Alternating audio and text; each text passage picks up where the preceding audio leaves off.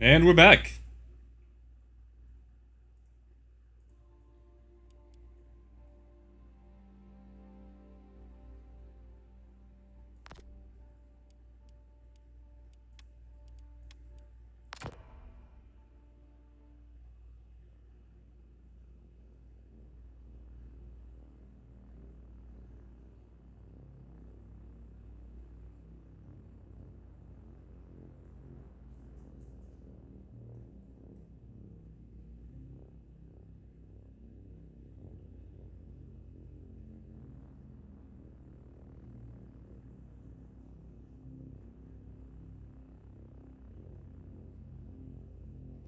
For anyone watching out there, if you hear anything in the background, let me know. I'm still tuning in this microphone.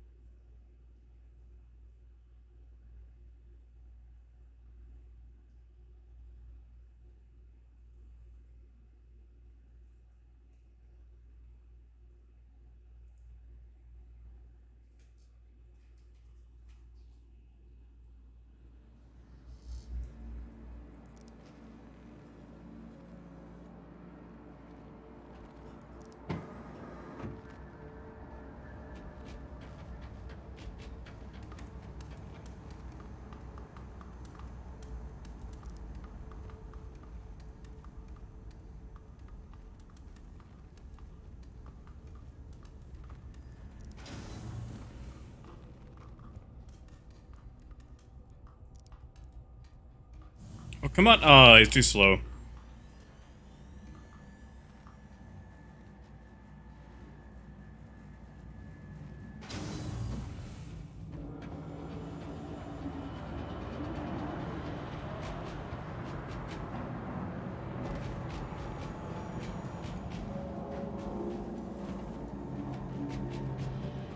Need a job?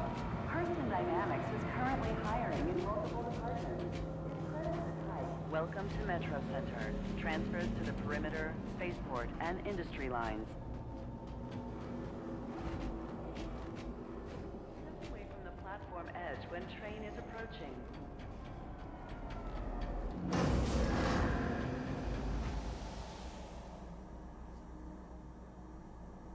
Alright, testing 1, 2 for anyone watching at home. How is this coming through for you? Is the audio okay? Is there too much background noise?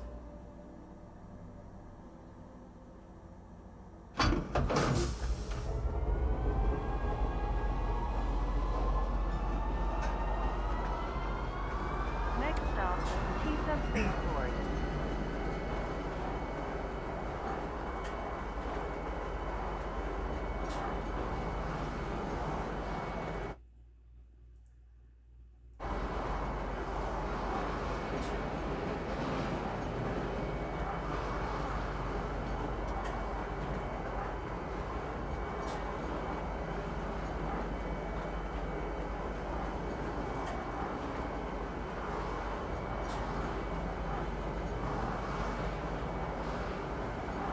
Now arriving, Tisa Spaceport.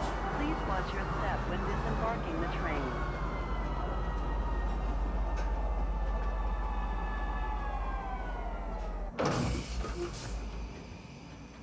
Let me tune with that. I think I may have turned my game down so I could listen to something. The right to search travelers at any time.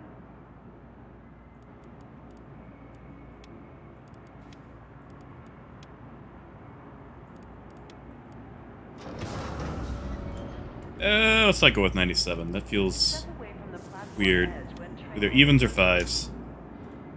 Oh, good. So I've got an air conditioner blasting right next to me, so... Good to know you don't have to hear it. not accept any person employees as passengers without valid. Also, welcome to the stream. How's everyone doing tonight, today, whatever time it is in your part of the world?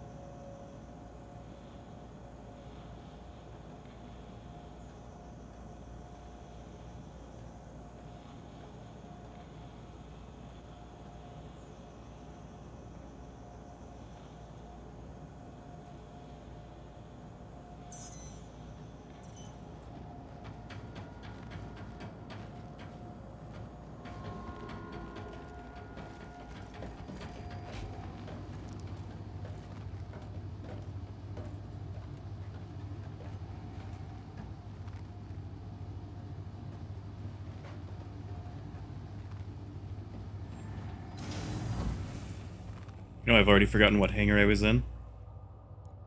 Let's try 3. I think it was 3.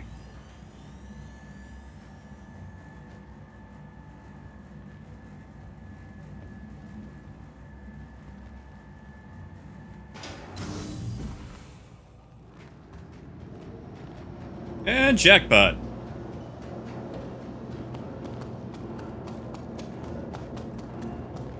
Midday. What part of the world are you in, Sunny? Is it Sunny?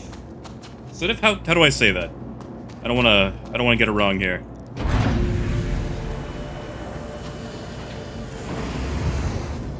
And they still haven't fixed that.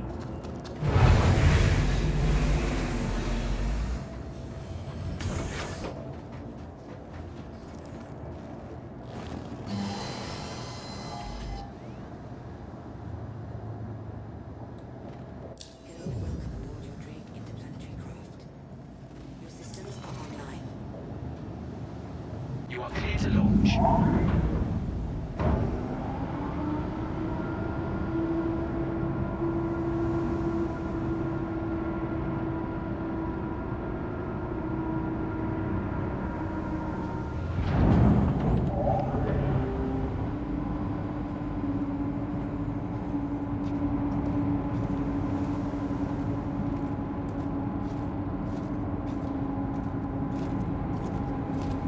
Ah, New Zealand! I'm glad I got it right. Thank you. Pleased to see you. I've got one of those last names that people get wrong all the time, so I like to make sure I get something right at least, you know?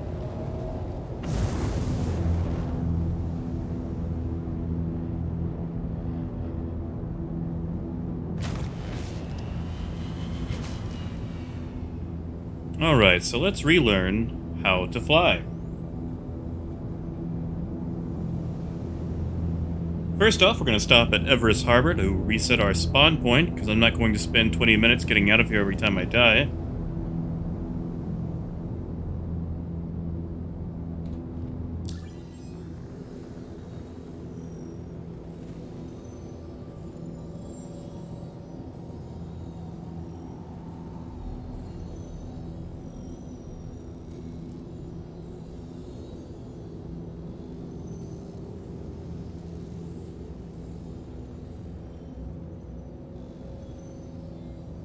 Come on, Everest. Really?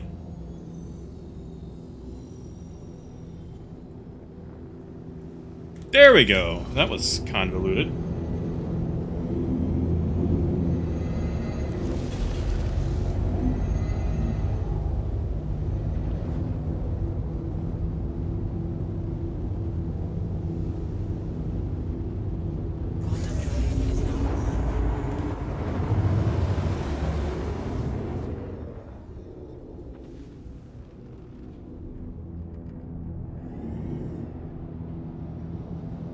No, I gotta say, I am not a fan of this new cursor indicator.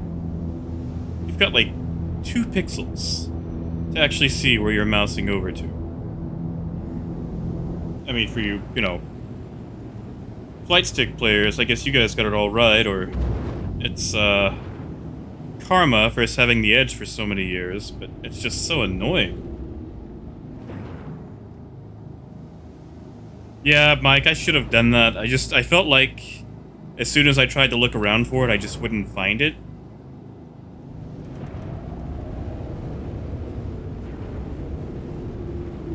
And like, usually I don't even plot to something local anyway. I'll just make the blind jump, but...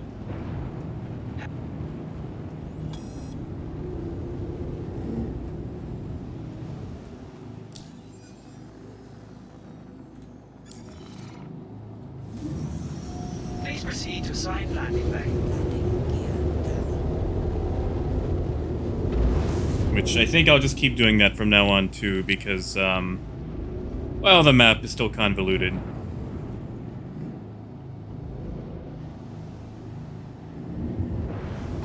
Alright, here we go.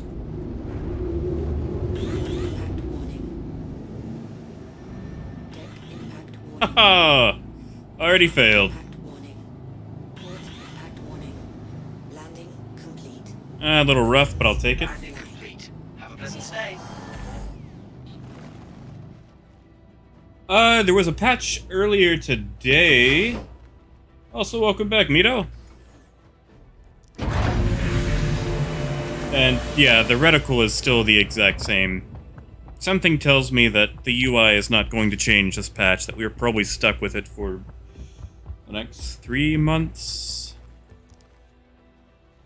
Which, you know, kind of burns my biscuit because I hate the new vector indicator.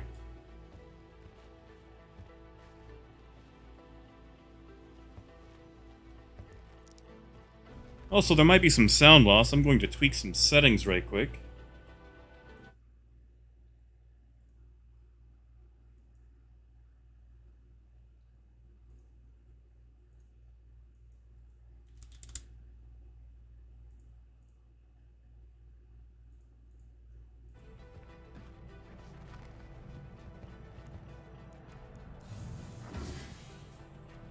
You know, Mike, I didn't see, but we can try again.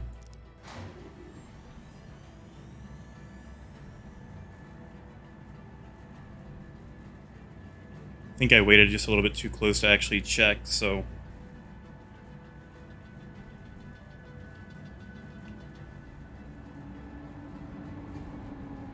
Yeah, you're right. All it takes is landing. I was just going to grab something a little, thicker, I guess.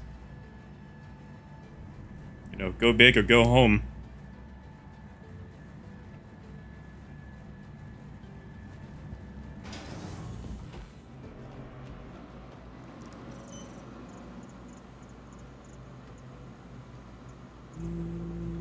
There we go.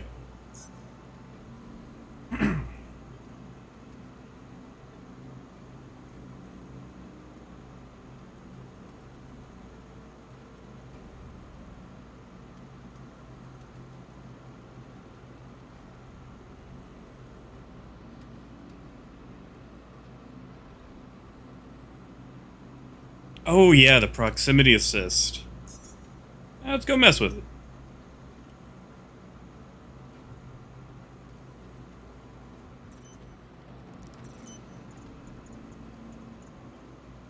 Year 3.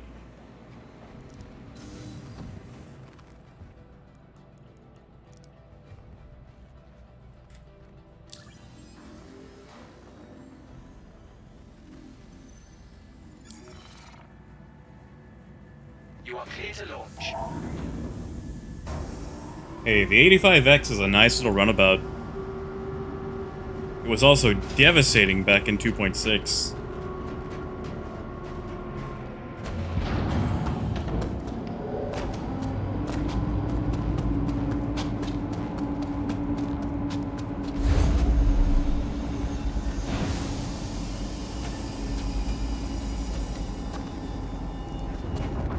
And they still haven't fixed that either.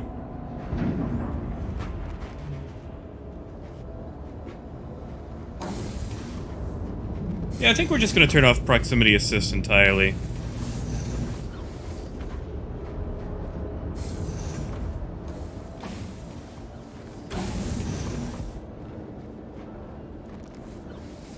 Because, like, it's a great feature, except for when you're, you know, barreling towards the ground.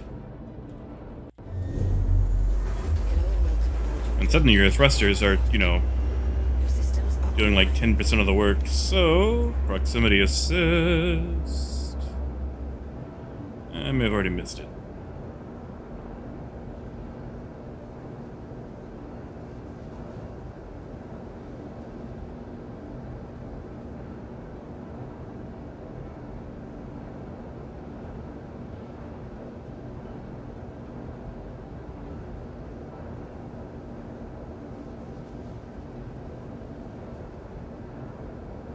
So many new settings. Ha! Proximity assist. Oh. Never mind.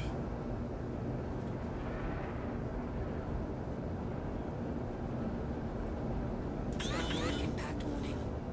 Port impact warning. Alright, we'll get a little bit of practice landing at the hangar.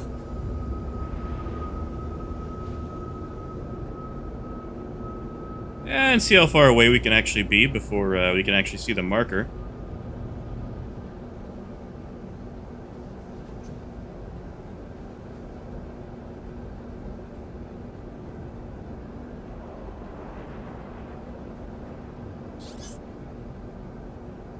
Ooh, I do not like that forced look. That is vile.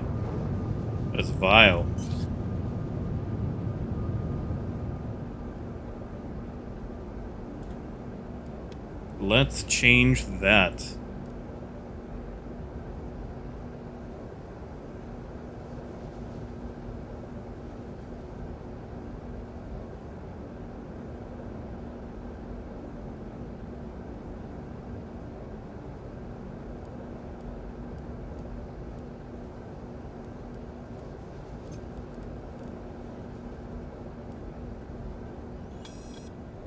Well, it's only different because we currently have gimbal on. Once we switch to our lock, we get that.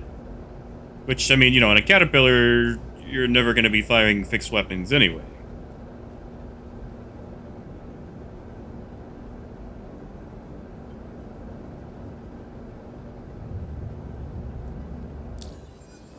Right. Let's get a little bit more distance. Let's actually get them off comms first. Attention. Engines overheating.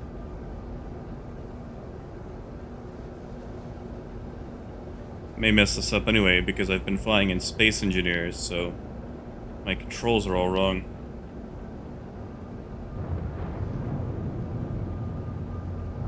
Also, I apologize if this is on a bit of a delay. I am still messing with the YouTube settings, but it seems to be kind of locked into a little bit of a delay.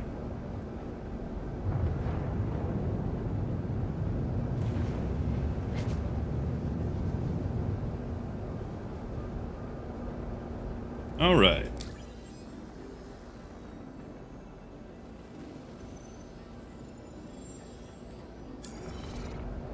Also, like, what is this vector indicator? Like, what was wrong with the old one? I could see it. It was more than 12 pixels. It was like the same color as the rest of my HUD.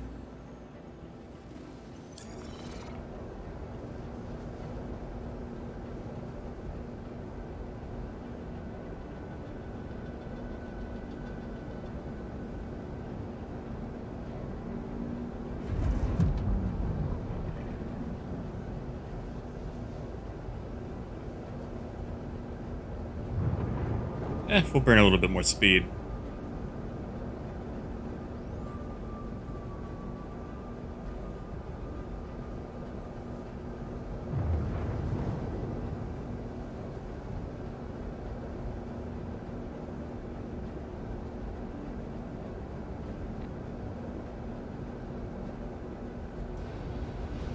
Please proceed to assigned landing bay. Landing gear down. Yeah, like, I feel like if you're flying a ship, especially something as big as this, or, you know, a fighter, and you're doing 1,200 meters per second, you should be able to look at your screen and instantly tell where your vector indicator is. Like, I shouldn't have to hunt for it. And the whole, like, getting darker or more transparent as it gets closer to the center, that's annoying. Like, just give me the old vector indicator.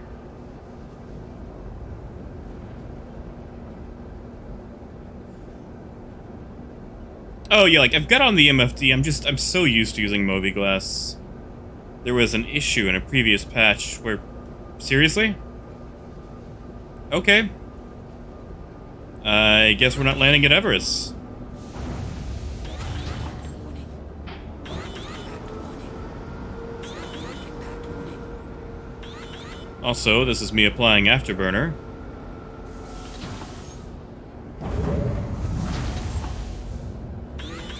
Tell you what, let's go land on a planet. Let's just go visit Ariel.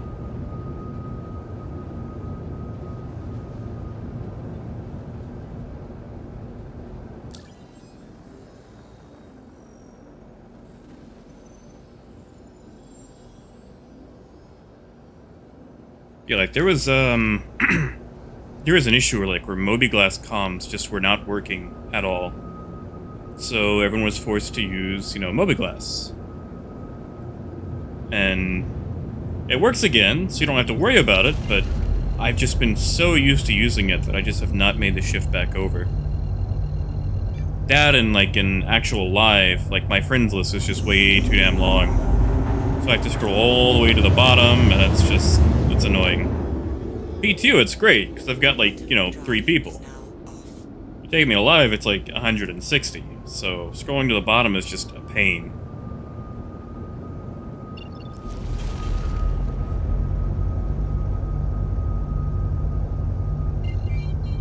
Yeah, you're right, Boney.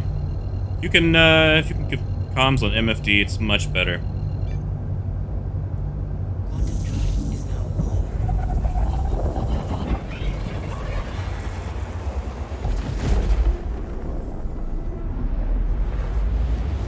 Actually, how much money do we have?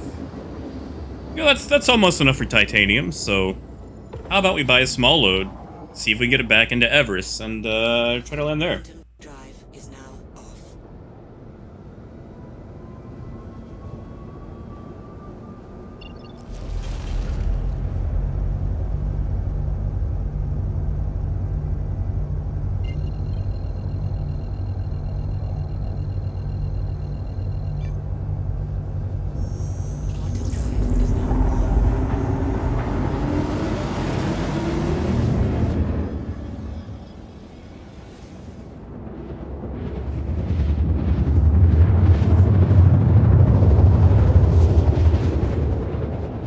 Hey, no worries, Mike. A lot of them are old, like 1.0, 2.0 days. In fact, I don't even remember most of them. Don't tell them that, though. I feel awful. It's just, you feel bad about taking someone off your friends list, even if you haven't seen them in months. So you just kind of slowly build up a gigantic list of people you've forgotten. Also, yeah, this is terrible. Where is this cursor indicator? I've got 1 pixel.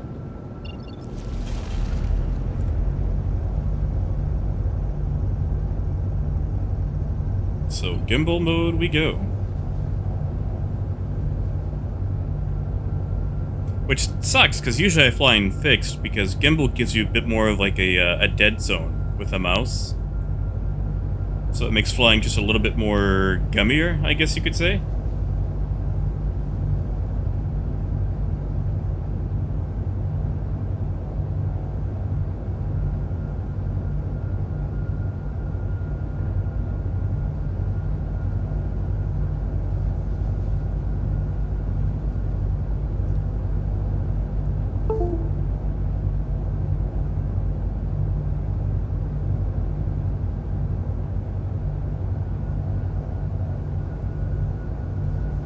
A lot more micromanaging, too.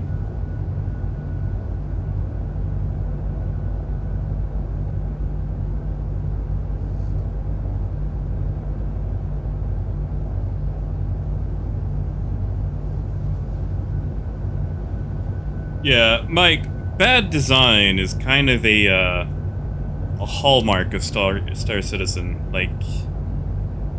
There's great mechanics, there's great practices, but design itself is rough. That's probably the most positive way you can spin that. But yeah, for MFDs, especially new contacts, they should be at the top. In fact, your friends shouldn't even be on your MFDs unless they're online or, in the same server.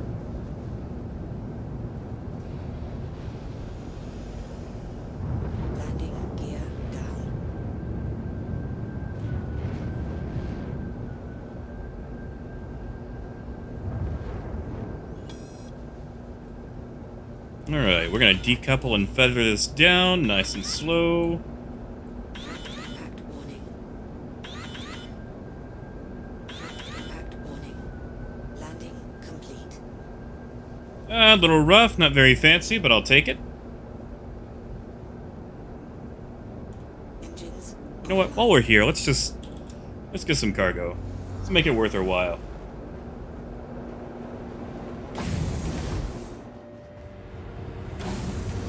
Oh, yeah. Teo, Teo? I'm sorry, I'm going to butcher that name. I'm just gonna call you Teo until you correct me. But I just started 25 minutes ago?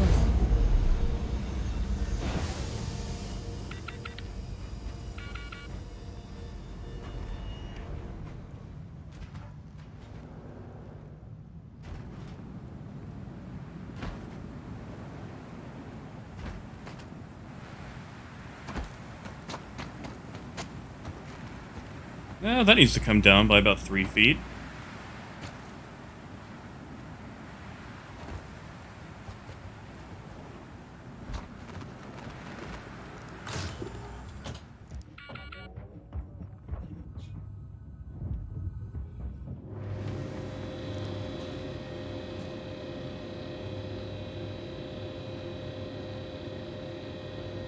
Oh look, other people are trading. Since we're going to Everest, we'll go with a smaller load. And keep a bit, just in case things, you know, go south. The error that must not be named.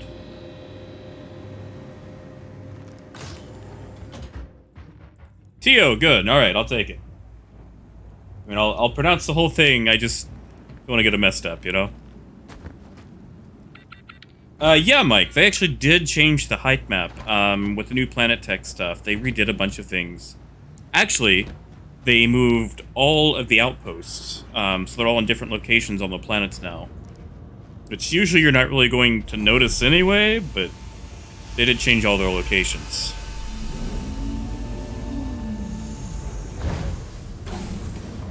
Like, I was really excited, about a patch ago, when they changed Ariel, because, you know, Bezdek and Lathan were like 60 kilometers from each other. So a pirate and a fast mover could actually move back and forth between both of them and see who is coming where. Now it takes at least 2 just to monitor both of them pretty quickly.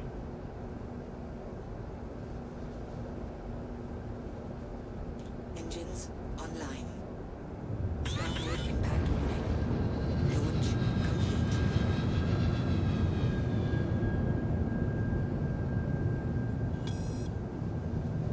Yeah, MFDs definitely need memory.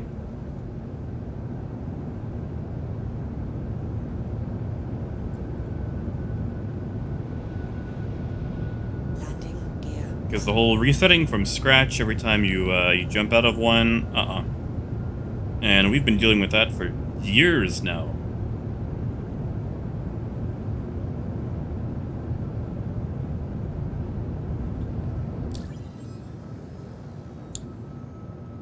You know, I actually don't know. I'm pretty sure they moved the drug sites, but don't quote me.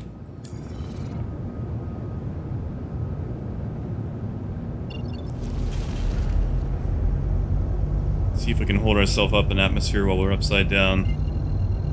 At least till we make the jump, anyway. Oh, just barely.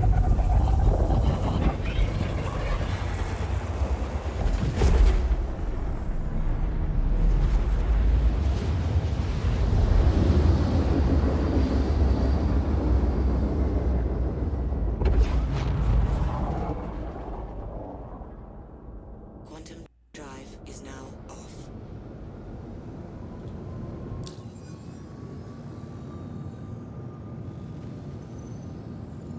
You know what I'd like to see, and maybe it's in the works, a drop-down menu for the map. That way you can just drop down a list, choose where you want to go, and boom.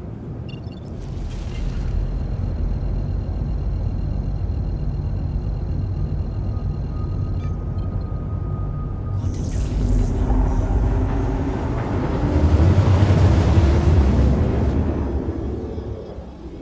Quantum drive. Oh yeah, they did change the one that was in the crater.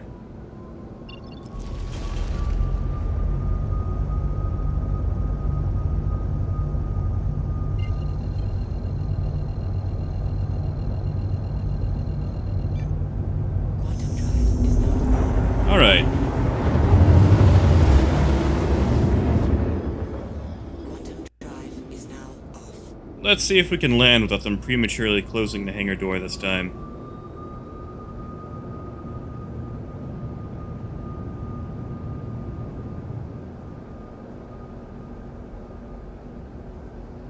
Hey, Nova Roman, how's it going, bud?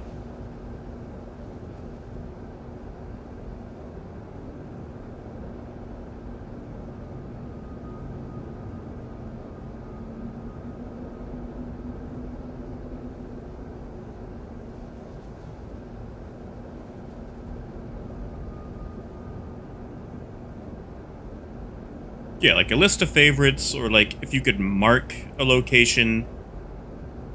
Like that's what I don't get. Like about a year ago, I want to say, they had a QA session where people were asking for certain things, and someone asked about adding a compass, and one of the developers said they don't really see the point of adding a compass feature. It's like, are you serious? Like basic navigation? Come on, that's like the third thing you research in Civilization 5.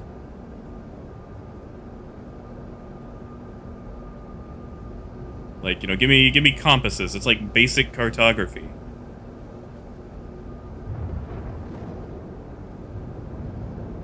I mean, like, even Space Engineers has, like, a GPS, you know? Like a galactic positioning system.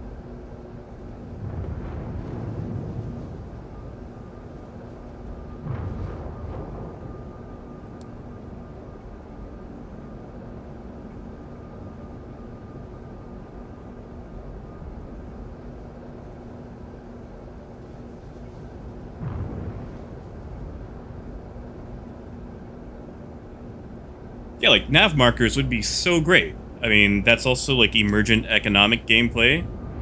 So, like, you got a surveyor goes out, like, hey, you know, I just found a huge load of laranite. I'll sell coordinates to it. Please proceed to assigned landing bay.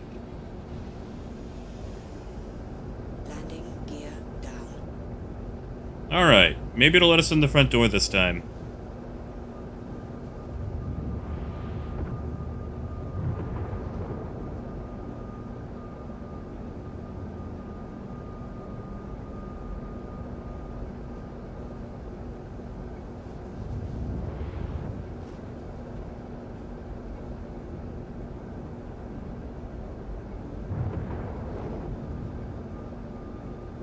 The doors are open. That's a good sign. You're kind of coming in hot, though. Impact warning. Starboard impact warning.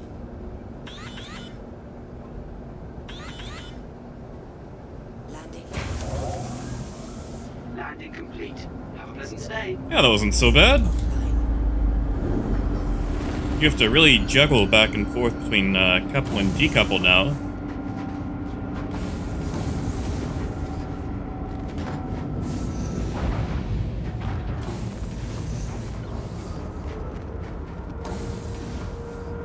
Alright, sorry, now I can catch up on chat here.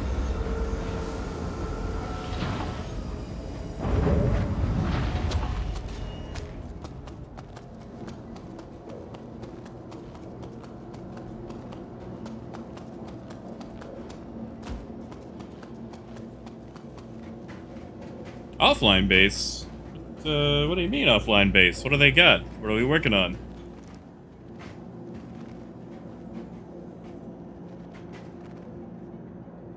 Yeah, like that's all I want, Nova. It's just like the like local latitude and longitude.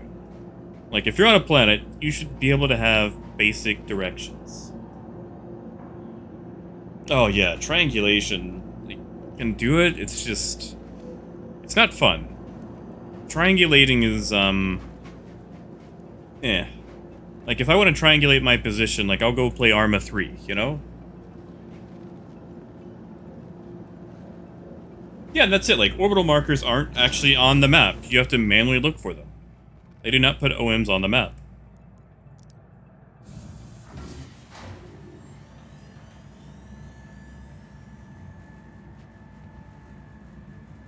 "10 minutes, plenty of time."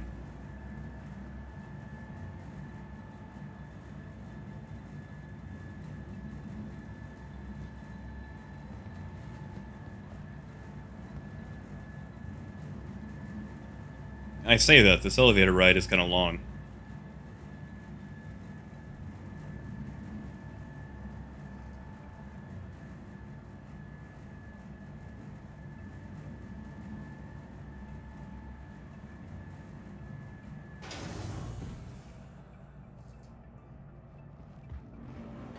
You know, they really need to improve the whole drug game.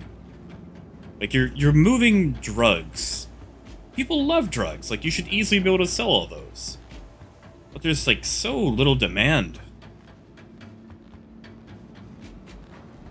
Because, like, drugs were supposed to be the alternative for people who don't have massive haulers. So you have something very risky, you know, low amount, but, like, high-value cargo that you could actually unload. And there's plenty of supply, but there's just no demand.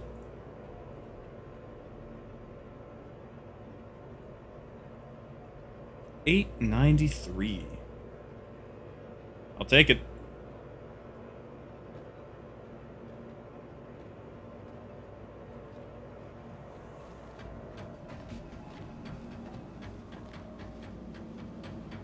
All right, back to the cat. I don't really know why I'm trading in PTU anyway. It's, you know, fake money, or not long-lasting money. It's a comfortable environment, I guess. Gives me an excuse to relearn the cat.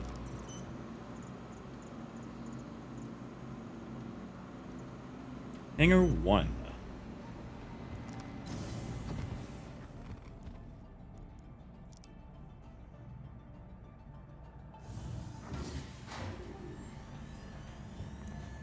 I would love to see a stealth build for the 315.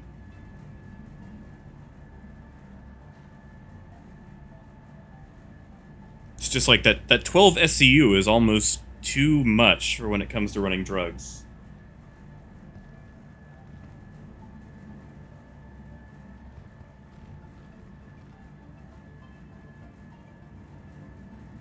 Hey, Yellow. Yes, they did. They overhauled the flight model.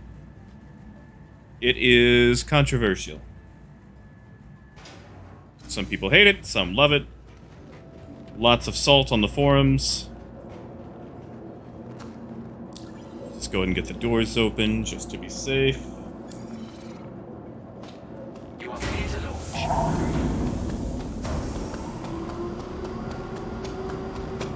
Yeah, and like that's one of the things. Like the mission givers should have more interaction. You should be able to do more things with them. They should give you the ability to build a relationship with them. Like Wallace Clem. You know, he sends you out to, you know, go run drugs for him, but he should be able to, you know, buy or sell. Like, the dude literally pushes drugs. You should be able to buy off him for a discount.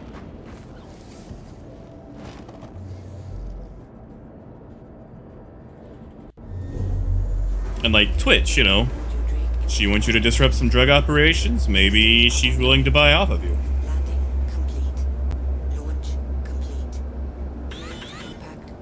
Oh, right. We're not coupled. That's why we can't stay in the air.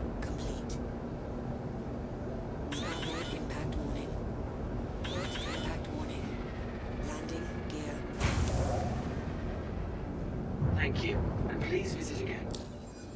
All right, let's go visit Aberdeen.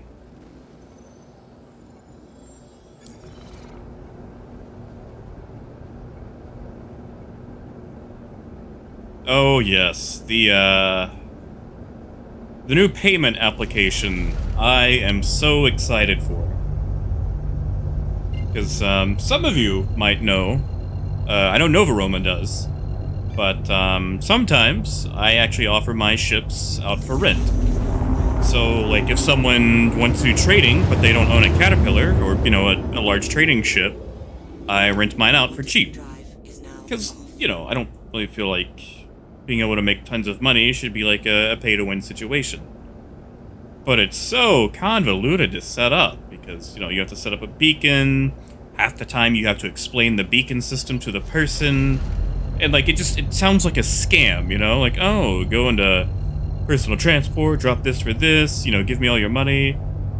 And having to, like, I had to, you know, make a tutorial on how to transfer money. And half the time it doesn't work, so being able to just go to Mobiglass and hit pay, just... it's nice, you know? Like, that should have been in 3.0. Like, we should have just been able to type /pay. Quantum drive is now off. Hey, Duke buddy.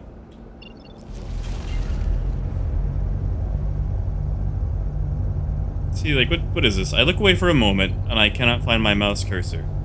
Because it is 1 pixel. Like, what if I had a dead pixel on my monitor? What if my cursor was into that? I wouldn't be able to find it. I would be lost.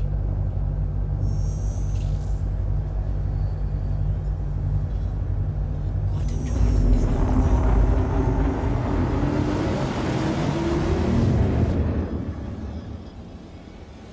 Yeah, like, being able to pay people now? Like, that's so much better than having to use beacons.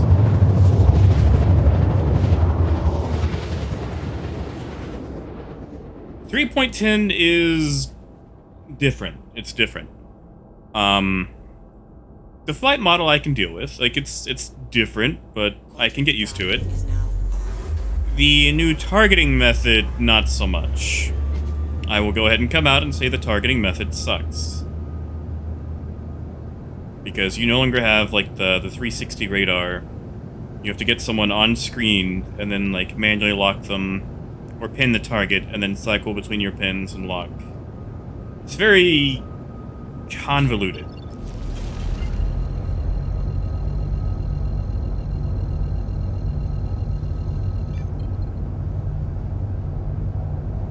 Right, Mike. It's really going to help piracy.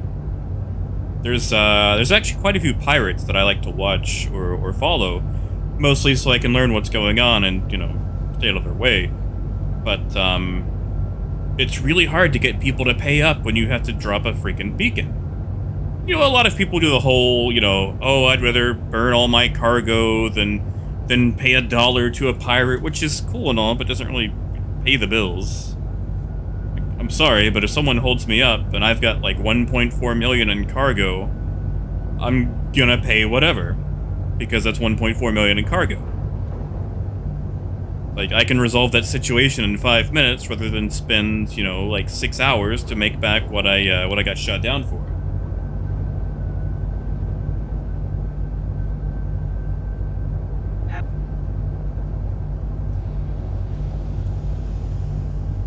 Landing gear down. So yeah, I expect to see a lot more piracy. Which is great for the game, not so much for, you know, trading. But it will be interesting.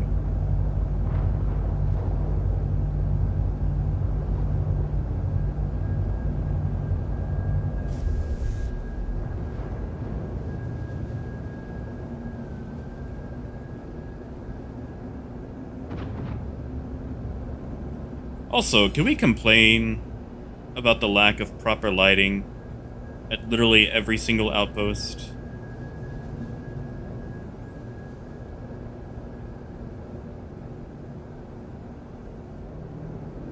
Hey, good night, Beto. I'll catch you around, buddy. Have a good one. But seriously, like, none of these are lit up for proper landing. Warning. Like, have you ever seen a helipad in real life? Or an airport? Port impact warning. Like, no, you can see those things for miles. Impact warning. Landing complete.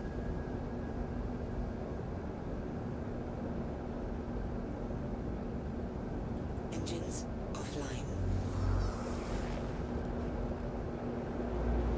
Yeah, Jeremy, you're right. I hope they really do something with that. Like, that would give us some sort of, I don't know, like, alpha version of multi-crew. Give you a reason to actually have a co-pilot.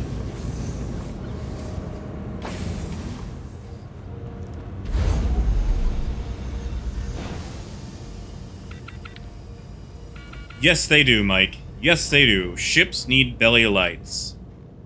Like, I can look ahead all I want, but if I can't see what's below me, what's the point?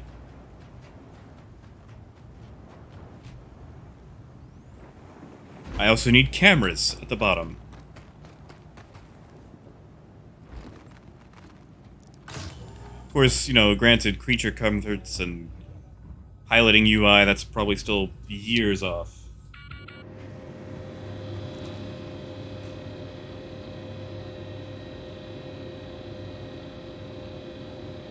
All right, we're gonna go to Levski this time. Let's try landing at Levski.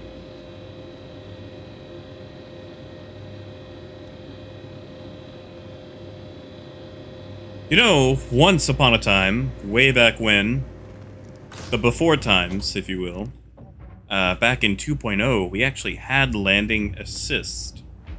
Like, you got a little map on your HUD, showed how you were lined up. Very similar to what was in Elite Dangerous. It was great. Like, you could actually see where you were landing. And then 3.0 happened, and it went away.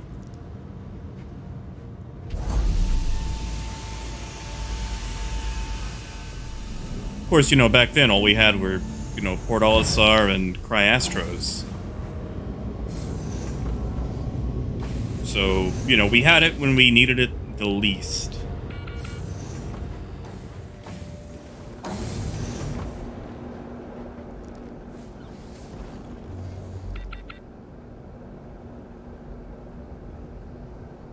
You know, cameras would cut into profits. Yeah, that's it. We are maximizing our profit potential by flying blind. Landing gear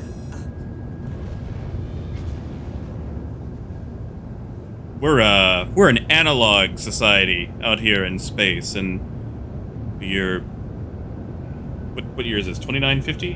2949? Yeah. All analog, no cameras.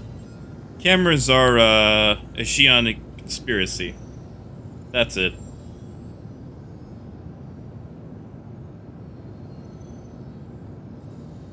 Looks like we're on the dark side.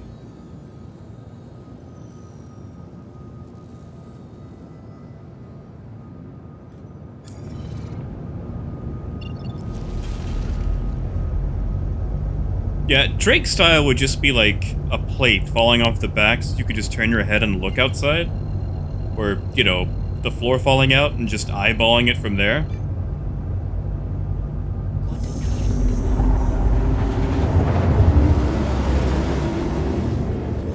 Yeah, like, if my, you know, mom's, like, 2010 Chevy Traverse can have a backup camera, my spaceship, my Space Drake here, should be able to have a camera that points down and goes to an MFD. I mean, you know, come on, if a domestic car manufacturer can figure it out, I'm sure these guys can.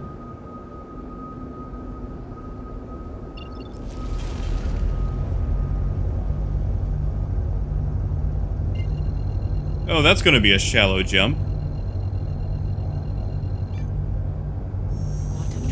Here we go.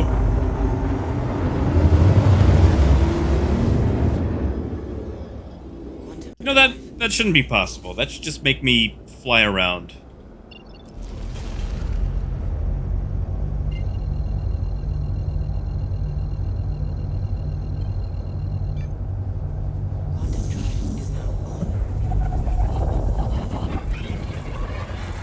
Yeah, like, for the caterpillar to do it, you have to... You know what? I've got time. I'll just show you. Here is true multi-crew at work when it comes to landing. So you get your friend, your peasant, your little peon, the guy who's on a work release program. They come down here, and they just stand here and tell you if you're lining up. Like, you can get someone else to be your camera. And they can tell you know, left, right, backwards, forwards, go ahead and put it down. They can stand right here and tell you. There we go. Multi-crew working right now. We can have living cameras.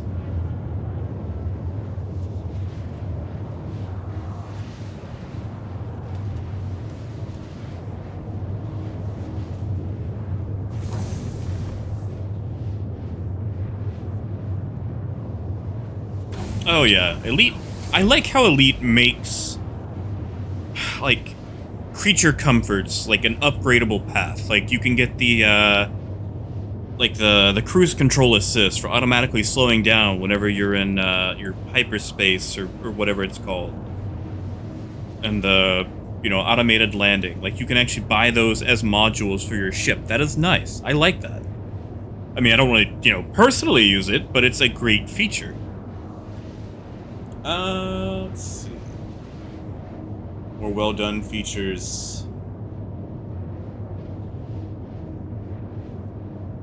Well, as far as features go, there's the new penguin, which I'm sure everyone's seen, the stuffed penguin. There's also microtech. All the outposts work at microtech now, so we can actually buy things aside from medical supplies.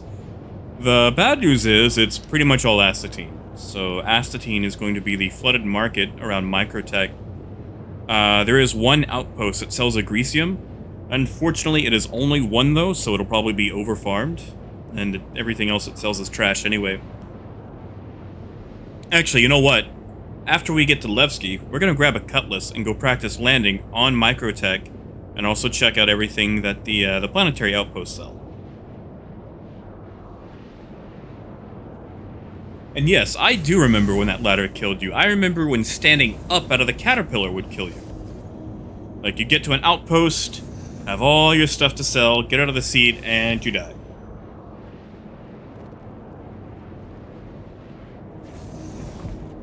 Those were awful times. Those were terrible times.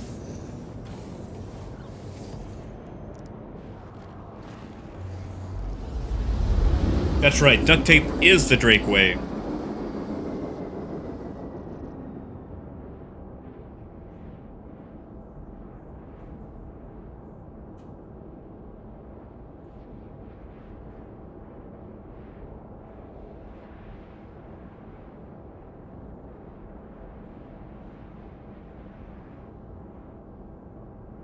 Duct tape, spit shine, elbow grease. A little bit of tetanus.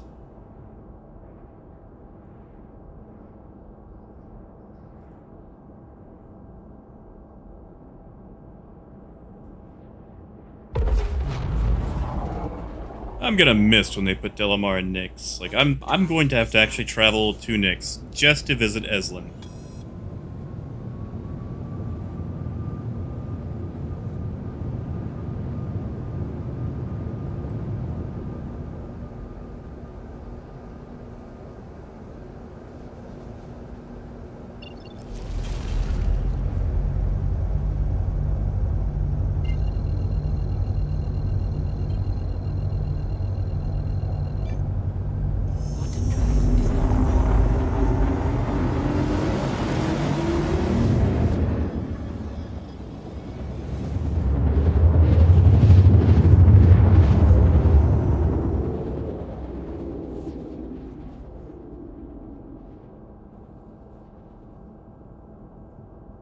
Quantum drive is now on.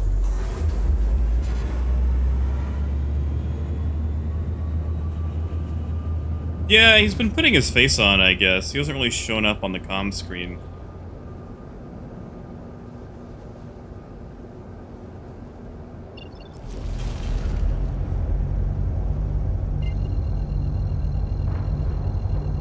I mean, it's better than, the crotch of the guy at Lorville.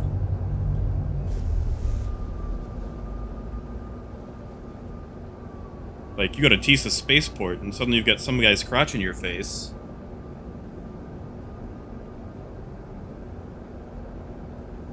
It's like, I didn't ask for this text message, you know?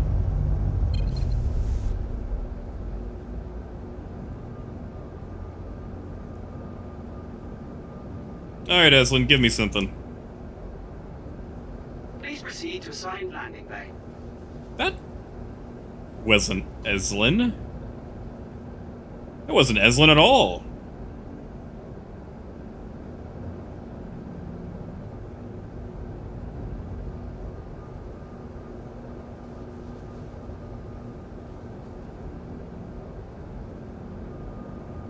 That better be a bug. They better be bringing Eslin back. He's like half the reason I come to Levski. Landing gear down.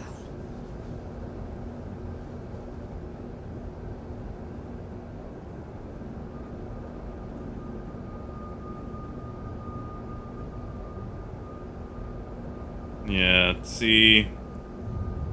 Decouple mode is actually affected by gravity now, which is good, like it should be. It's just pulling off fancier moves requires constant feathering, so we're gonna see if we can land decoupled.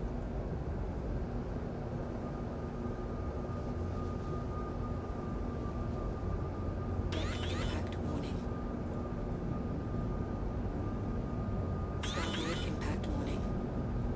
Nope! Impact Oh, that was rough. That was rough. impact warning. We're just, Complete. Landing complete. we're gonna forget that happened. Offline.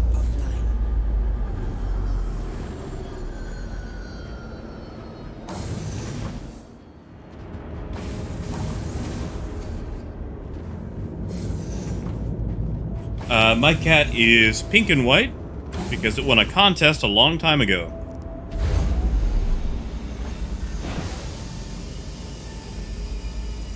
That's right. It was the International Aerospace, or not International, Intergalactic Aerospace Expo 2949 Best in Show winner. There was a contest where you could vote for ships in like a totally not, you know, rigged seating tournament. It was totally rigged. But if it won, it got to get a skin.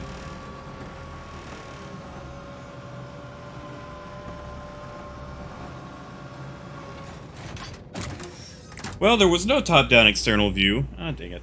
Every time. But you see how awful I came in. I mean, like, I cupped my wing, I clipped the rear ends. I usually don't do that. However, 3.10, new flight model, all that noise. So, I'm gonna chalk it up to that.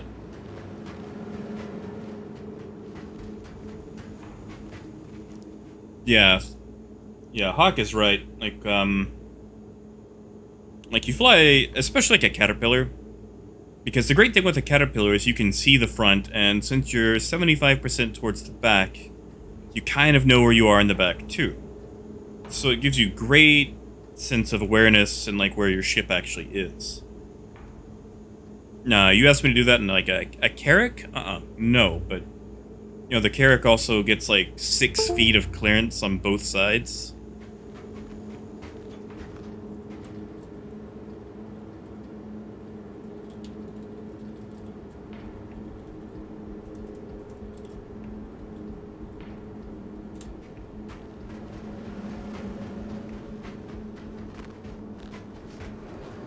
Yes, I will use that excuse as long as possible. New flight model, who this? Alright, so we're just going to go ahead, store that, take a fresh cat. Because that thing is fuel heavy.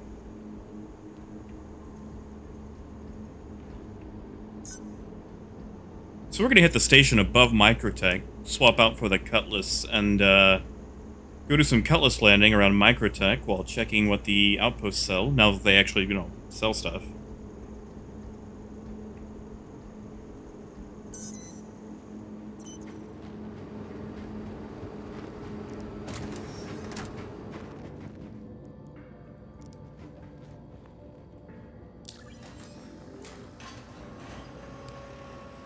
Yeah, they really messed up on those side turrets. Those side turrets are needlessly wide. And I know it's to give the ship more body, like more shape, otherwise it's just a brick, but...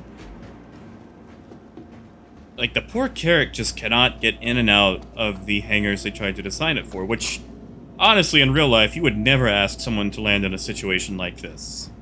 Like, I don't know what CIG thinks, but, you ask a helicopter to land in, like, a hangar 100 feet down with, like, 10 feet of clearance on either side, they're gonna tell you no.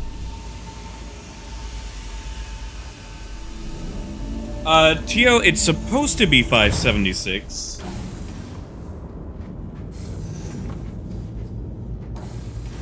But, it's, like, 560 right now. Because all of the components are invisible, and they were lazy and stuck the components inside the freight area. So your components are actually eating your cargo space. Hey, Aventador! Progress is subjective. Your systems I mean, the flight model's probably here to stay. I think they've made a few minor tweaks, but, warning. things are going to hurt for a while. Impact warning. Thank you. Please visit again. Like, targeting is just, no. It is convoluted. Like, this is why I stick to cargo. I tried some Arena Commander yesterday. I got destroyed thoroughly. Looks like the new meta is just attrition arrow, which, yay, goes back to 3.5, 3.4. I mean, I say that. I was on a Buccaneer. Buccaneer has not been viable since 2.6, but, you know, if people can hold on to denim vests, I can hold on to the Buccaneer.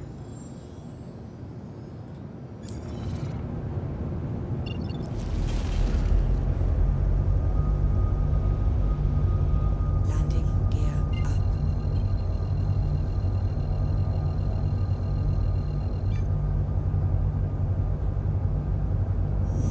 Yeah, that wash would probably kill a helicopter. So it's probably not the best comparison, but...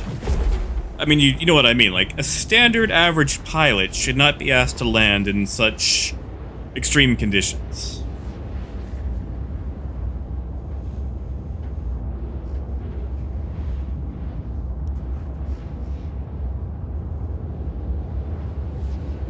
You know, I actually kind of enjoy the big ships in atmosphere. Like, I feel like I'm flying a brick.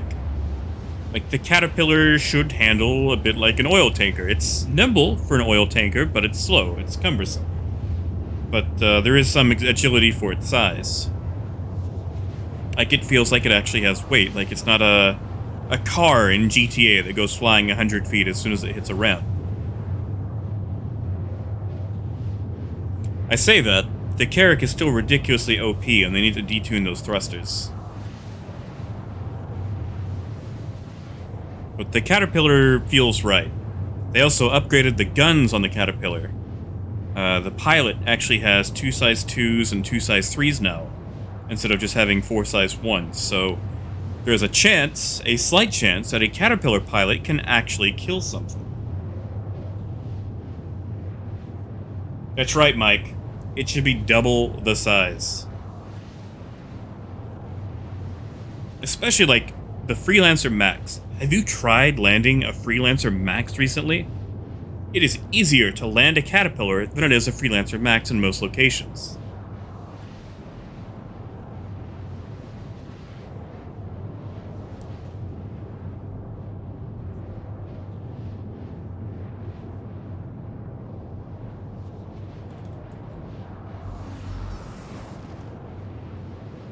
Alright, you guys want to see something cool but completely useless?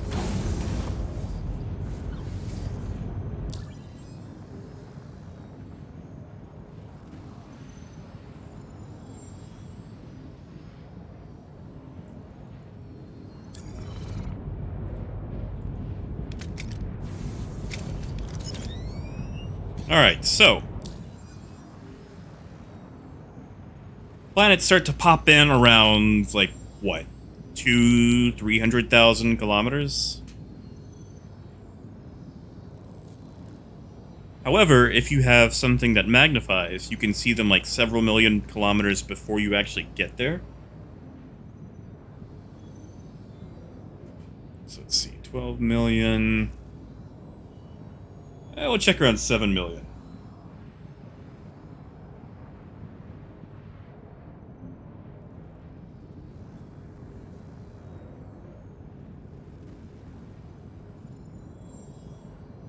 Oh yeah, the data packets, the lag, that's really what's throwing it off for me right now too. Alright, so 7 million kilometers out. Is it... There it is, off in the distance. It's just a speck.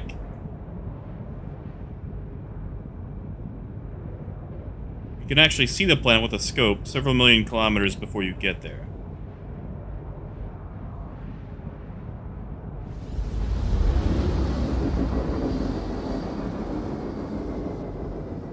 We actually used to use this for getting into various places without coming out where you usually come out with a jump, like do a blind jump or set it up for an angle. Oh, thank you. I never use this. I don't think I've actually shot a person with a sniper rifle since 2.6. And not for lack of trying. Turns out I just suck with it.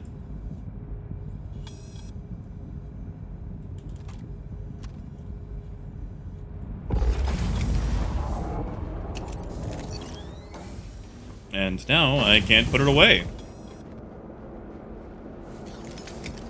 Did they change my keybinds? We'll just...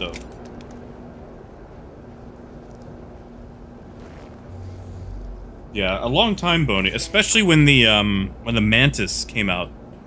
There was the whole, like, you know, catch people right where they come out. And then, you know, make where they can't actually escape. So, like, we'd hop around and set it up to where, you know, we come at a different angle. Because even if you only jump for, like, a second or two, that'll usually throw you off where the Mantis would find you. And it didn't really help that much. But we'd have someone in the cupola over there, where the tractor beam controls are, and they'd use a sniper rifle to track the planet so we could see just kind of how far off we were, or if we were actually coming up on it. And, like I said, it probably didn't actually add that much, but it was just really fun to do.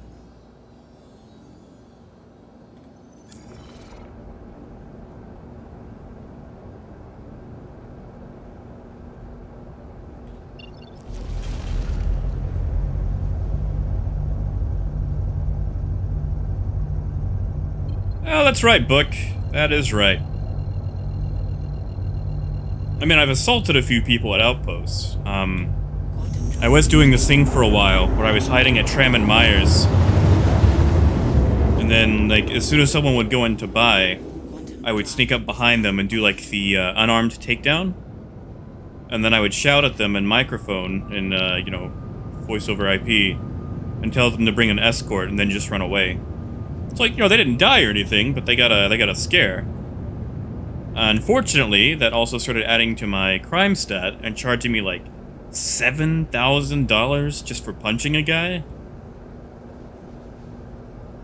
And that gets expensive quick. I think I spent like $70,000 or so just punching people. And they weren't even kills, you know, they were just punches.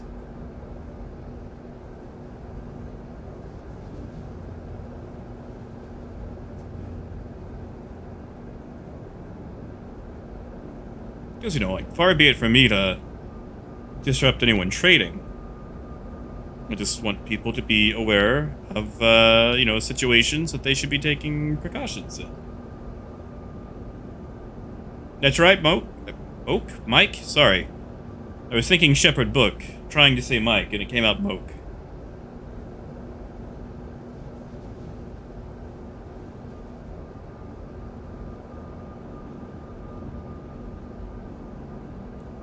I do believe I'm upside down.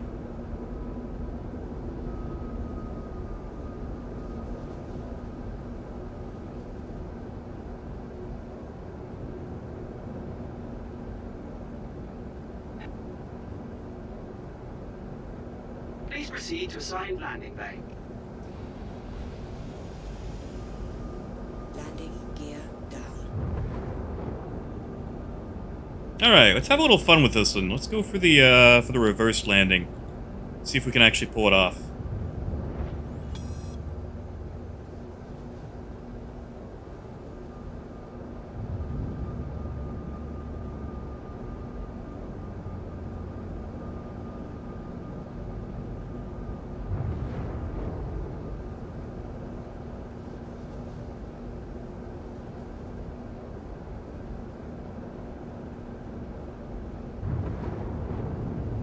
Gotta say, I'm not a fan of the changes to IFC.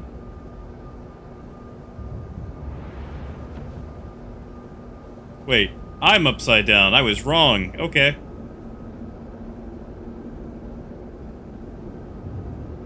Or was I? Nope, I was right the first time.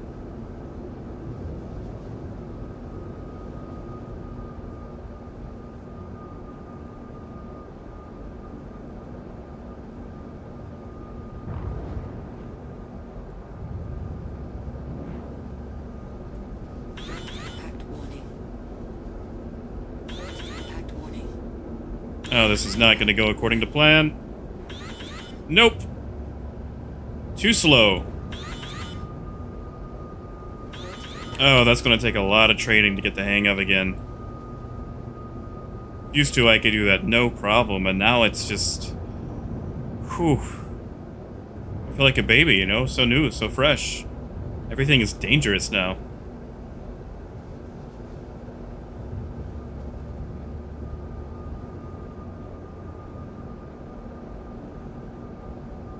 Alright, we're gonna try that again.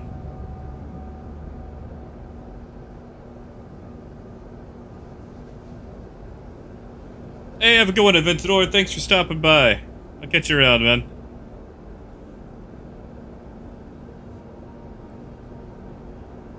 Yeah, I'm glad the arrow actually points down now. Alright, round 2. Here we go.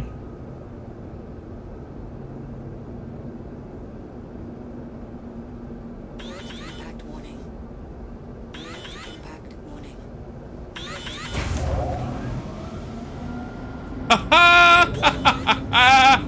Yes! Landing complete. Have a pleasant stay. Practice, practice, practice. Weapons offline.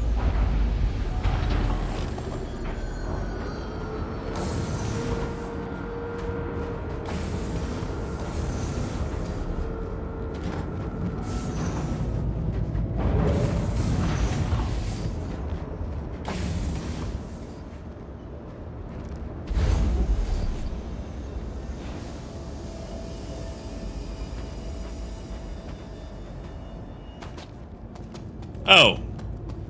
Okay, so maybe not that great, but... whatever. I'll take it. Practice, practice.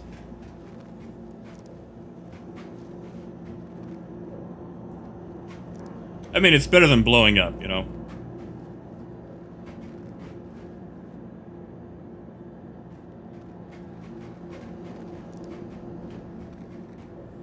Oh, man. Cargo decks. I want to know what the use is going to be there. Like, just for straight commodities. Like, what are we going to be able to do with it, you know? Because it sounds like we might be able to buy cargo and sit on it until there's better pricing. Because right now I just really don't see the point of transferring it to people, you know? Like, buying and selling is great, but, you know, I can make the same money selling it myself instead of just taking the hit selling it to someone. But, you know, if we can just sit on something and then grab it and sell when the price is good, like, is this going to be part of, like, the whole Quanta system? Like, can I just buy some medical supplies and wait till Hurston has an accident and then just go sell them there for a high price? Like, is that part of it?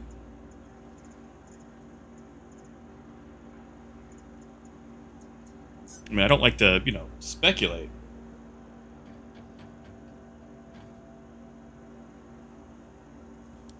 No, Mike, it was slightly off. When I landed, I just barely had my thrusters hitting the backside and lifting my, my back landing gear off the ground. So, technically it was not a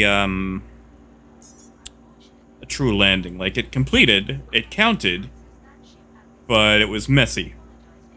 So, I won't take it as a success, but I will take it as improving and being better. I mean, you saw what happened the first time I tried to land inside there. I didn't even make it halfway. Pad 3.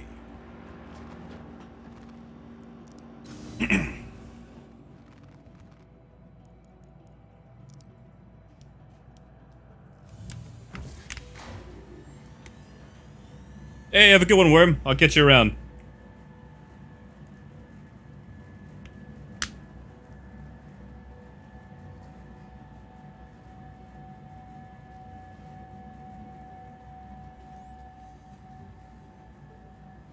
Alright, let's go land something a little faster, a little smaller.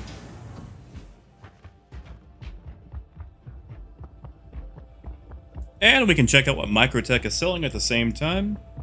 get some actual knowledge, help out with state of trade. Now, I've got a bad feeling that they're going to do the same thing they did to Hurston, where literally every single outpost sells the same thing on the planet, but I would love to be wrong.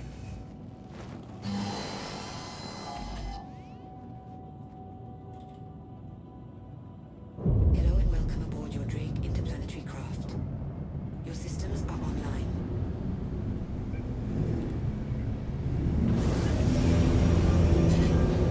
Thank you. And please visit again. Oh, this is not pleasant. Where in the world is my cursor?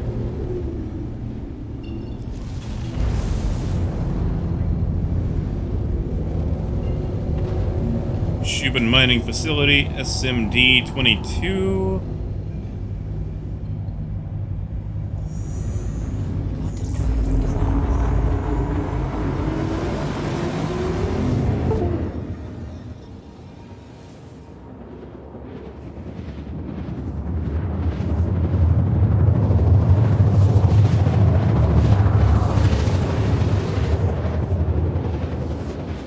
Alright, pen and paper, we've got our notepad, let's write down everything we come across.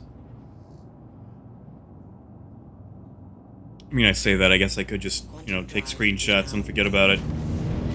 Or wait for it to hit Galog, too.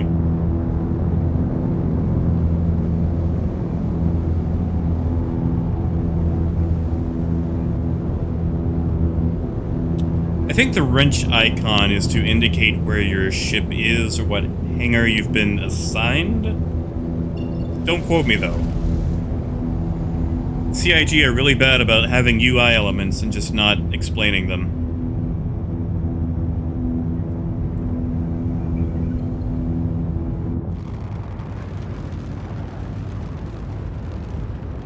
Now, where is that light coming from?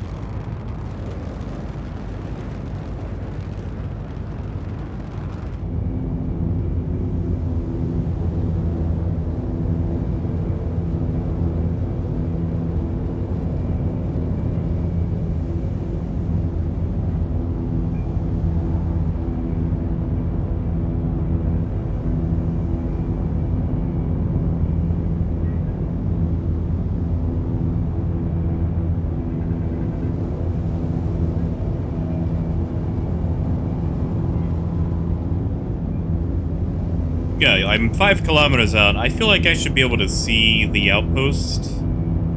Like, there should be better lighting. I should be able to see that from here.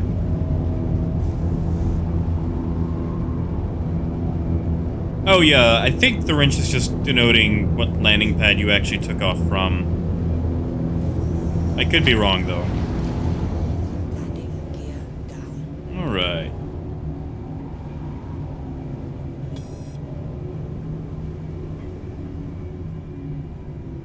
Impact warning. Impact warning.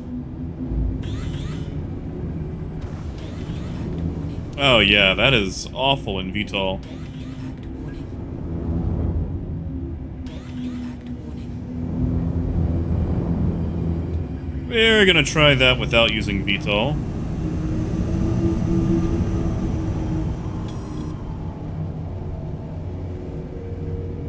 Like, the VTOL on the Cutlass is great for taking off, but landing not so much. Because you get so used to the flight characteristics, and then suddenly you're just rocketing upwards as you're trying to land. Impact warning. Impact warning. Impact Oh, that's touchy too. That's gonna take some getting used to. offline. That's right, Mike. That is a terrible UI decision. There should be markers. I should be able to see where an outpost is without losing my entire HUD. Also, I should be able to spool without losing my entire HUD. I should be able to see my speed, my altitude, my attitude. In fact, having a lack of attitude gives me a bad attitude. Also, where am I going? Not this building.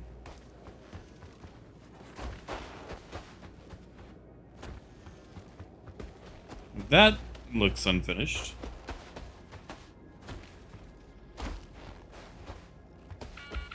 Ah, there it is. Yeah, Hawk, you really nailed it there. I love Star Citizen, but the UI is just catastrophically bad. Which, I mean, you know, alpha, whatever, but I feel like they've kind of regressed. Like, the UI we had back in 2.0, and I hate to keep being one of those, you know, back in my day people, but the UI we had in 2.0 was amazing. Like, you could individually select what missiles you wanted. You could do a whole bunch of things. Okay, so we've got acetine, hydrogen, barrel, aluminum, aluminium for everyone else outside of America. And standard pricing. Okay. That's it for mining 22. My money is on every other outpost on Microtech having the exact same.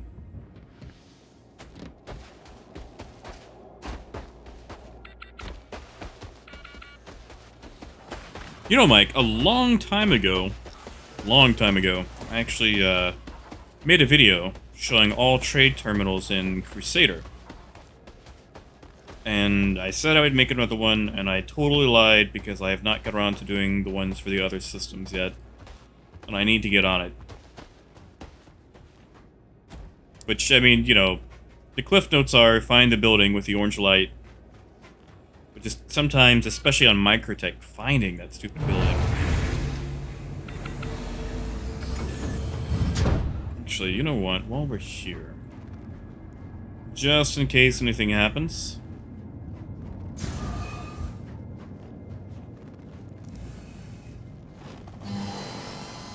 you know, I think the reason everything felt so great back then too, aside from like the nostalgia, like everything was so new. Like, that's what we had to work with. Like, that was it. We weren't jaded yet. We weren't, you know, 6 years into development. Like, oh boy, look what they've accomplished in all this time. I bet we'll have something even greater, you know, this time next year. It just, things felt nicer. It was so, like, fresh and new. Okay, so we just did 22. Let's hit 10.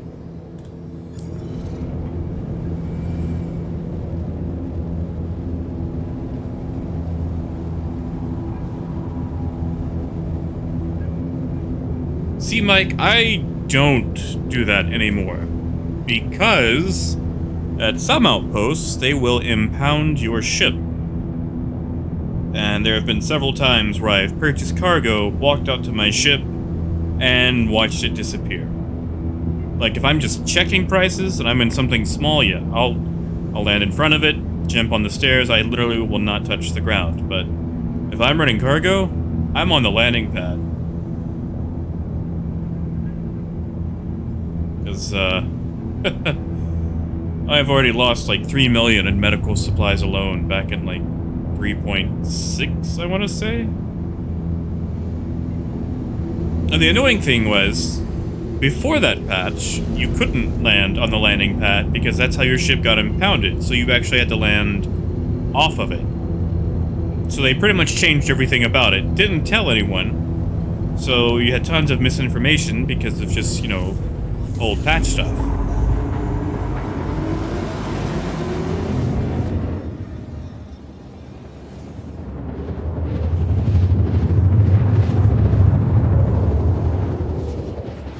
And like it happens most at places that have a platinum bay. Quantum drive is now off. Especially if you park close to the platinum bay. It could also because, you know, I'm usually also in a Caterpillar, which those things are gigantic, so they take up a lot of space, and probably they're just getting a bit closer to the platinum bay than they should be. Oh man, yeah, swallowed whole into the ground. Like the other day, I was trying to relearn the flight model at Lorville, And while running, just, through Lorville, I fell into the planet like 4 times. It was annoying.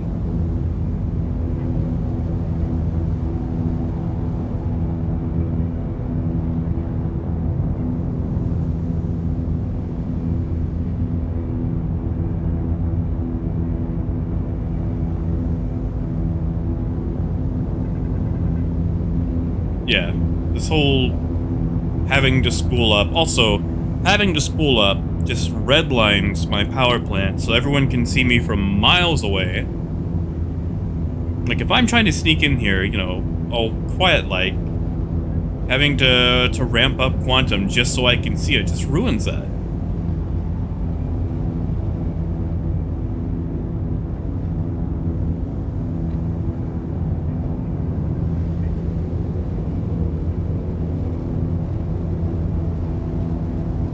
Hawk, I'm not sure about that one. I think it had something to do with them registering the outposts as landing zones, like station-style landing zones. So they changed it, and now it no longer does it.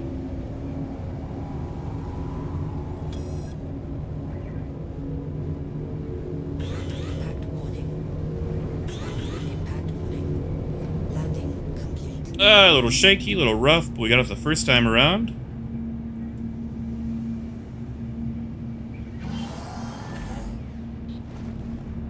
Really? That's like the one place I've never actually fallen into the ground was the cave missions.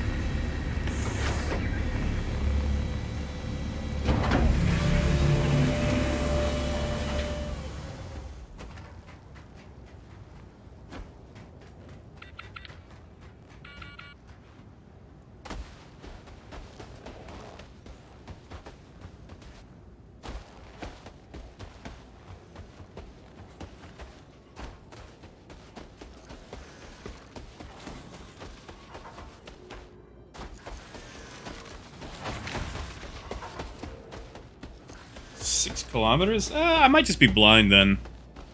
I don't know, maybe I need glasses.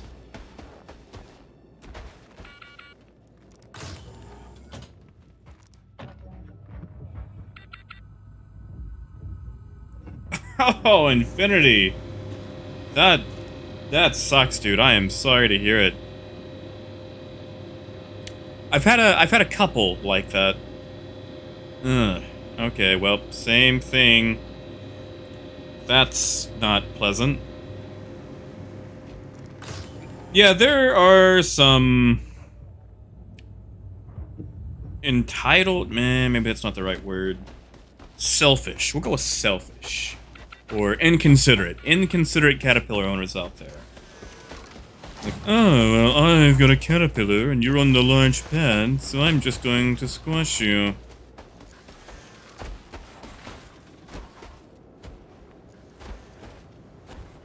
And, I mean, I guess there is some sort of landing etiquette, too, where, if you're in a smaller ship, land on the smaller pad, but sometimes there's only one pad, and, when it comes down to it, just wait your turn.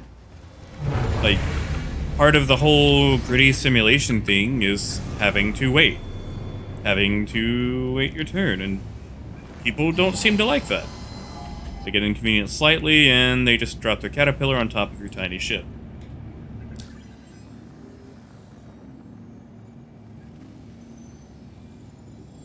Okay, so we've done 10, 22, let's visit 13. Launch complete.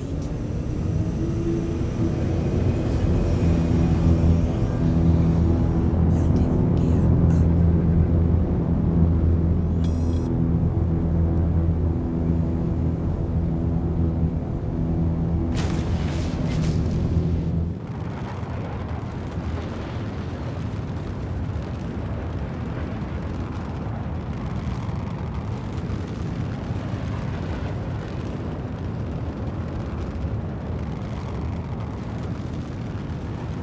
Aw, see, Mike, that is considerate. That is very considerate of you. Moving over to give space.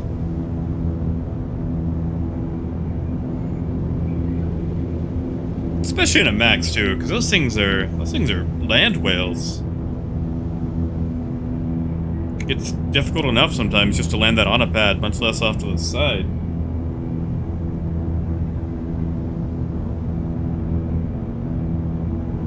Oh yeah, the caves, like, they spend so much time on the caves, and, you know, aside from the whole falling through them thing, like, they're done incredibly well. Like, they have ambience, like, they're actually kind of creepy. Like, they did an amazing job on them, and then there's just no content. Which is a real shame. I mean, I guess there's cave mining, but it doesn't really make the money required to make it viable when you can just, you know, go do claim jumpers or a box delivery mission and make more. Quantum drive is now off. Balancing, I guess. I'm sure they'll figure it out in 10 years.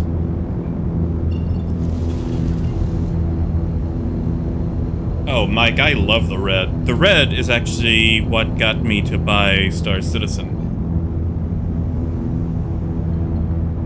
Because when this was in Kickstarter back in 2012, I originally saw it, and it was set up as a, like, it was advertised, you know, as a single-player game. I was like, that's cool, I guess, but I'm not really here for single-player, so I'll just give it a pass. And then 2014 rolls around, and I'm looking at it again. It's like, oh, hey, there's going to be an MMO version and an ambulance. And that's really cool, so I bought the ambulance, and that was my gateway drug to everything else.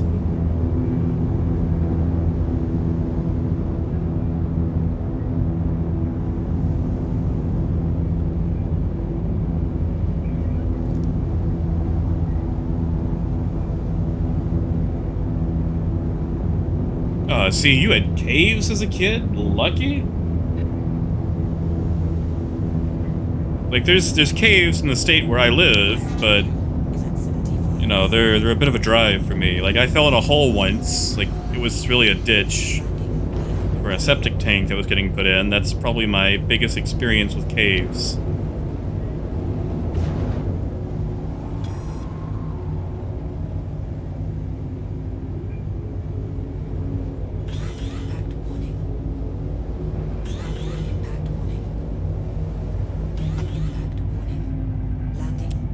Little rough, but I'll take it.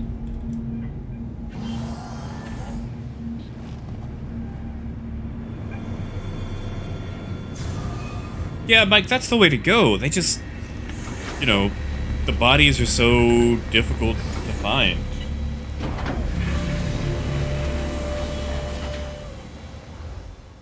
Yeah, you know, they've got the whole, what is that thing called?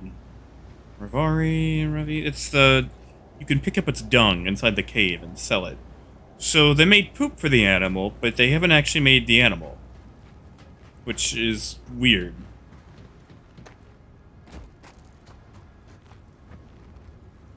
Hold on, did I miss it?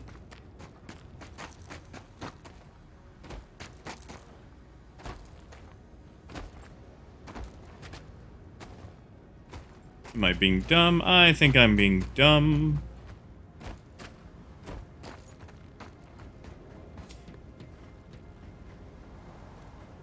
Yeah, you know, at first I didn't really care about having a bathroom. I mean, you know, the original had a bathroom, but yeah, like, it makes sense. The ship needs a bathroom. Okay, I'm just gonna go check the other side of this building. And then, you know, they put a bathroom in the red.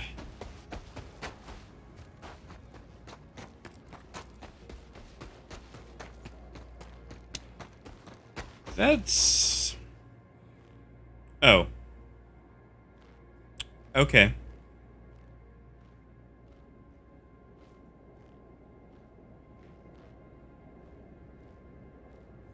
I need that, like, Sarah McLachlan song.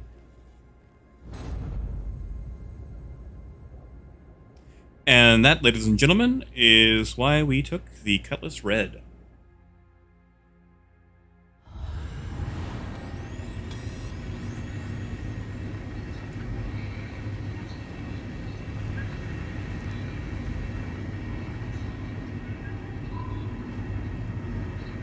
Alright, round 2.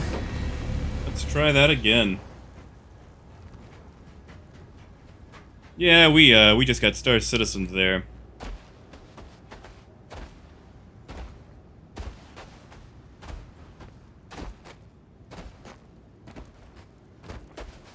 Alright, let's try again. Nope. Ah! Land. Alright, so we'll just back the ship up to that.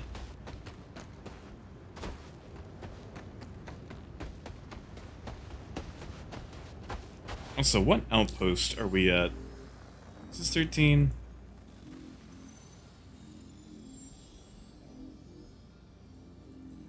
Pretty, yeah, we're at 13.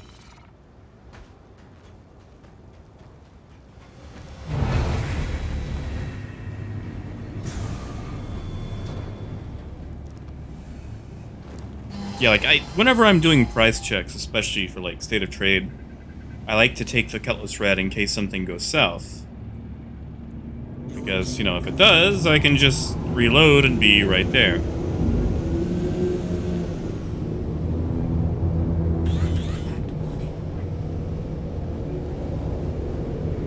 Alright, I am gonna go third person for this.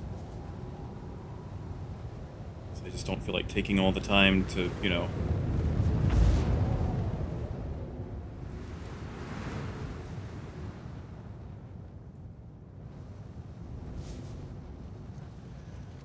I'm gonna have to do this at an angle.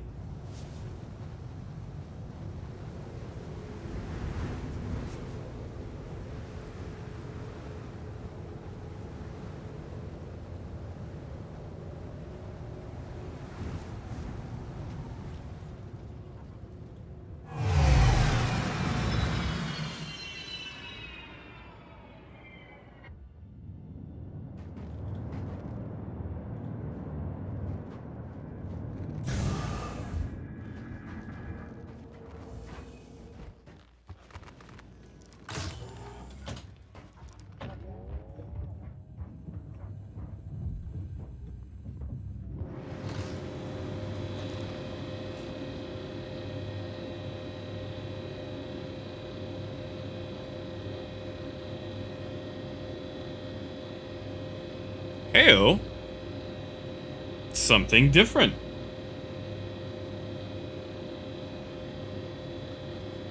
Yeah, it can hover. It's just it struggles a bit, which I mean it should. It's VTOL. Or you know, it's not using VTOL. All right, so give me just 1 second. I'm gonna take a couple of notes here. So mining 13. It's lowering. Scrap.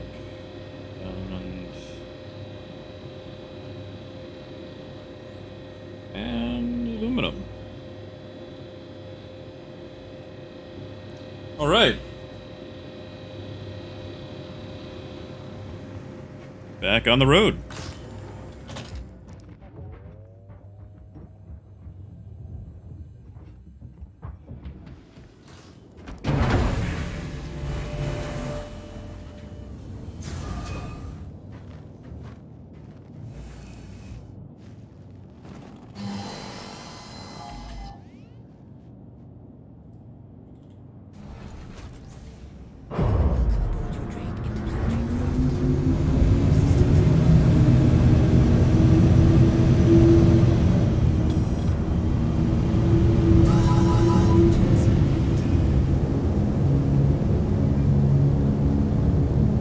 Actually, let's see where we are going. Okay, so we've done 13, 10, 22. What else do we have?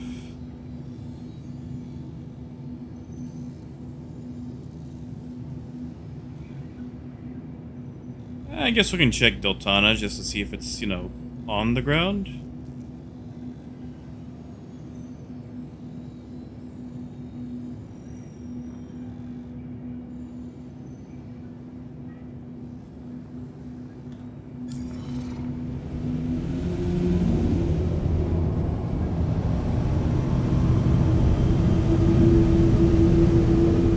this is interesting.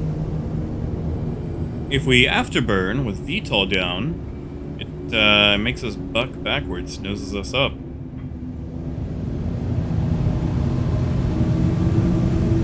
Yeah, like that's with no input.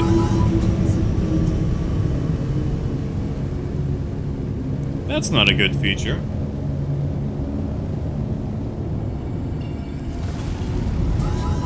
Engines overheating.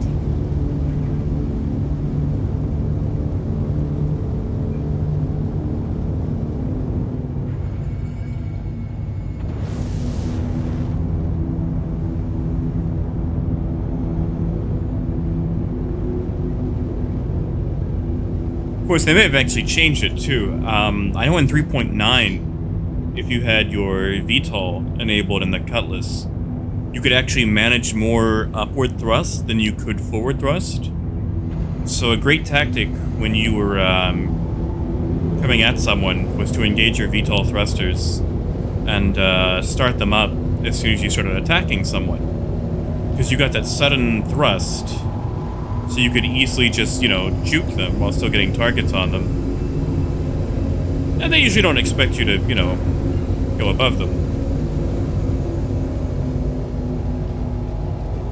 Yeah, you're right. Afterburn should be nosing me down, not up. But, you know, this is also Star Citizen. I mean, center of gravity is not a thing in this game anyway, so... Like, have you seen the Mantis? That thing should, like, somersault as soon as you try to take off.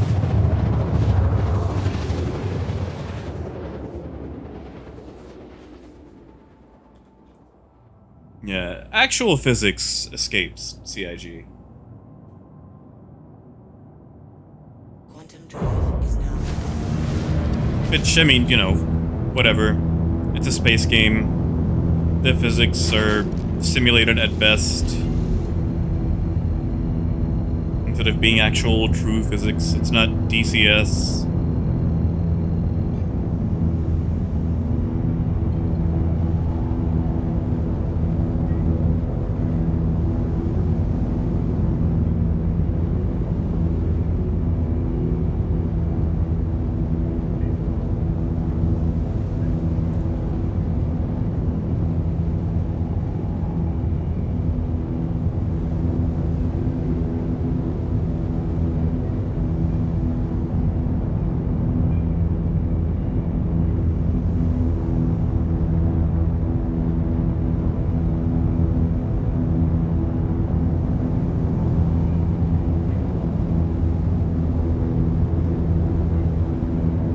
Alright, you said 6 kilometers. Let's see if I can pick this out at 6. Oh, you're right, I can't see them. Ooh, just barely, though.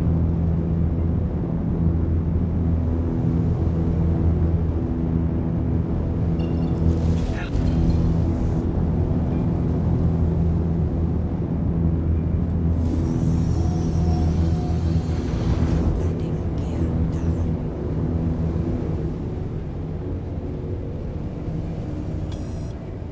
Yeah, this vector indicator is impossible to see with a storm. Impact warning. Impact warning. That is throwing me off. Impact warning. Landing complete.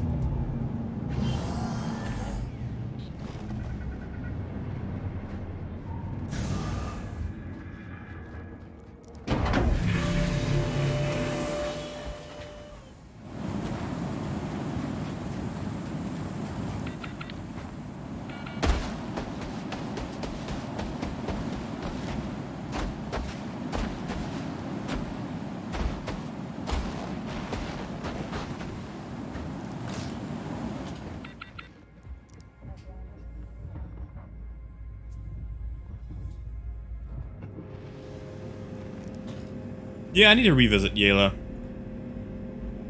Might as well check all the hype maps on these. Huh. Diamond and tungsten.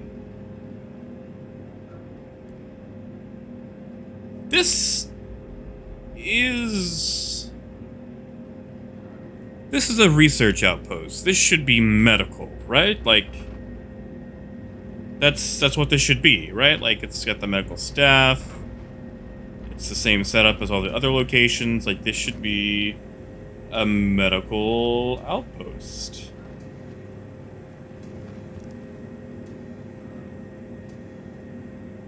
Why diamond? Alright, so that's Deltana.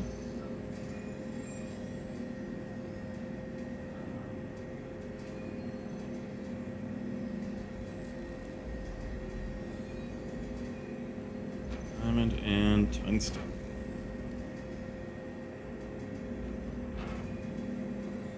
Well, it's refreshing to see that it actually has, you know,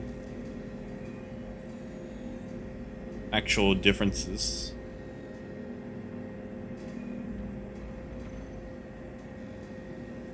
That's new. Bud's Brewery. I wonder what they grow at Bud's Brewery. Let's go check. Let's go find out. That's the new addition.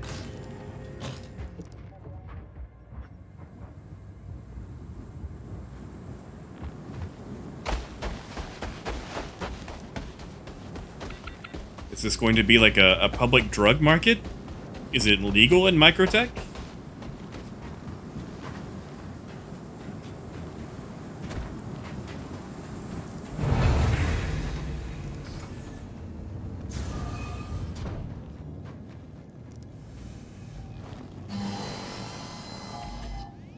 Let's just double check that we've got everything on Microtech.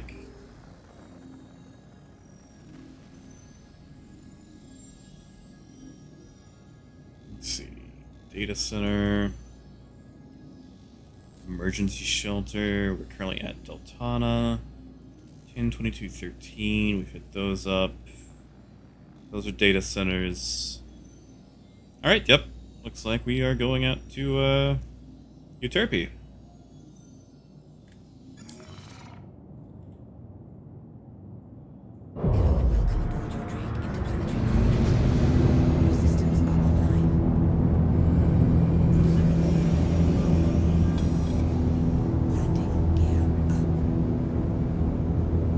Fresh veggies. You know what?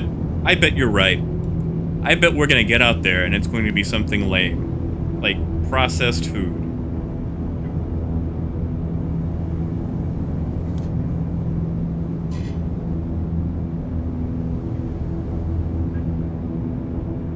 Like, I want it to be something cool. I want to see if they're going to experiment with, like, a illegal drug location. Or maybe it's just a drug house and they forgot to hide it, but you're probably right.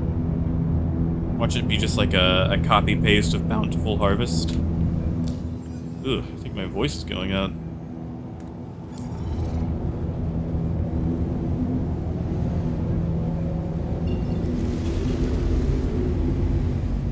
Oh, right. How silly of me.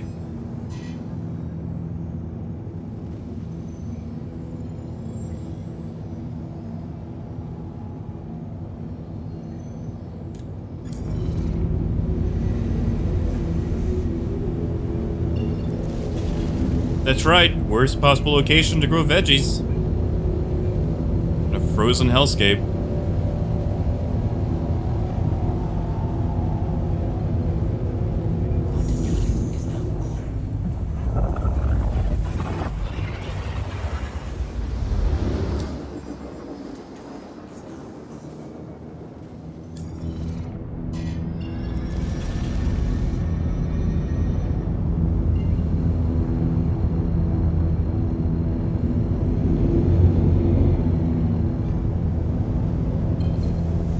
Ah, dang it.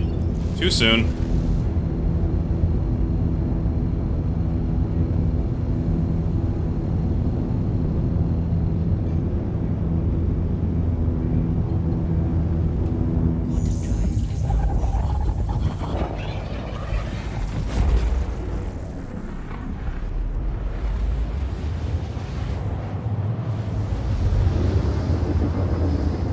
Okay, so the reason it doesn't suggest one is because their pathing is dumb. If you're on the opposite side, like, if your path would technically have you going directly through the moon or planet that you're on, most of the time it just won't give you pathing because it doesn't know which one to select. Also, you have to be like a minimum distance above, otherwise it won't give you an orbital marker. For most moons, it's about 2,000 to 3,000 meters. For planets, it's around 11,000. Otherwise, it just plots without giving you an actual orbital marker.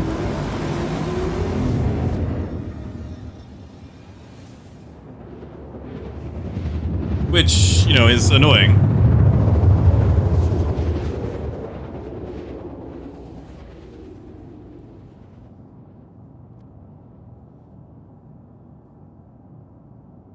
Quantum drive. You know, I think this is my first time on Euterpe.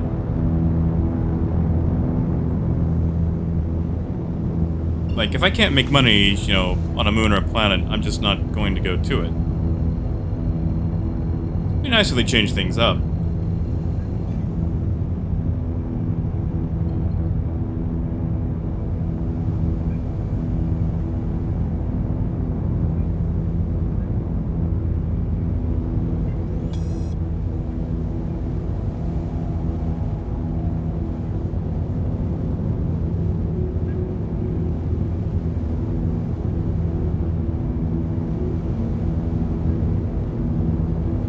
Alright, moment of truth. Let's see what Bud's Brewery is all about. Landing gear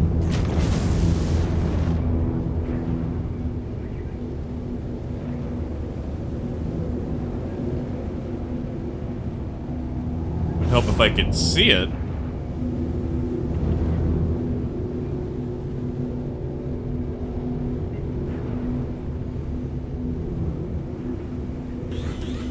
Oh, it is a bountiful harvest. impact warning. Landing complete. Hey, Benjamin, how's it going, bud? We are discovering what secrets are inside a place called Bud's Brewery. Which, from the building, it looks like it's just going to be a bountiful harvest copy.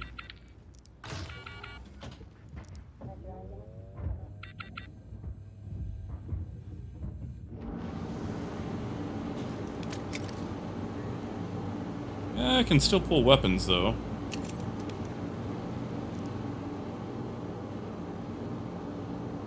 Which, I mean, can't have bountiful harvest, just, yep. Yep.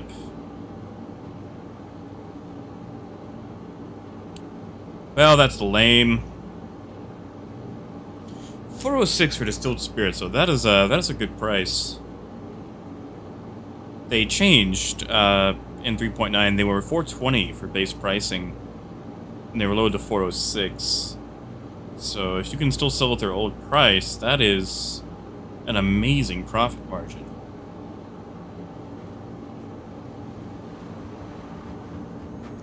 Yeah, you're right, there are no hydroponics. I mean, there's this little place, I guess, but I mean, they all have that.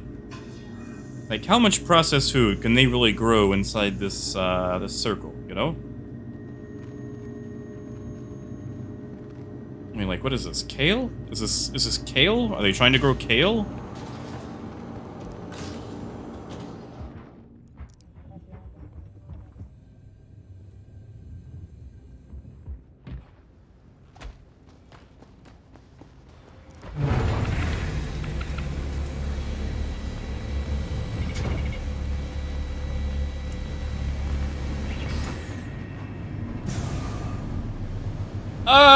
The flight model is a bit of a mix for me. Like, okay, so there are some changes I don't like, mostly UI changes. Targeting is a travesty. The actual flight is okay. We just need better indicators. Like, if you can see the thing I'm moving around right now, that is my mouse cursor indicating, like, you know, where I am, attempting to steer. That is a single pixel. Like, what am I supposed to do with that? You put that against a bright background, I can't see anything. Now, if you change to gimbal, it gets a little bit easier because you have the circular reticle. However, not every ship is going to be flying with gimbal, so, you know, you don't get that option.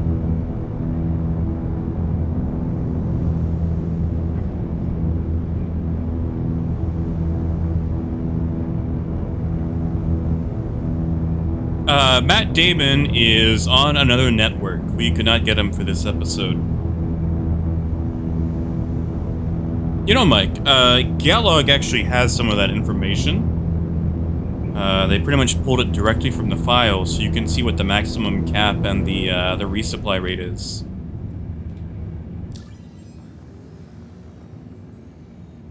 Alright. They haven't added anything to Cleo, so let's go check out Calliope.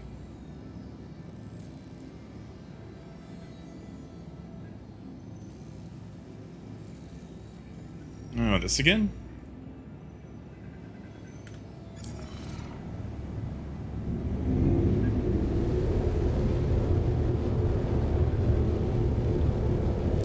Yeah, it definitely needs work. There is an issue where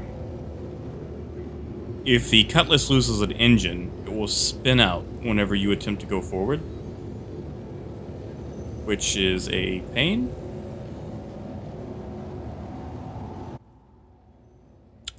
And 30k. 30k. Alright, so we're going to have a black screen here for just a little bit while I get things loaded up, just in case it's a bad token. Unfortunately, I'm not a super cool streamer who has, you know, stream overlays and flashing emotes and everything else when I'm not here, so you'll have to deal with a black screen until I get this reloaded.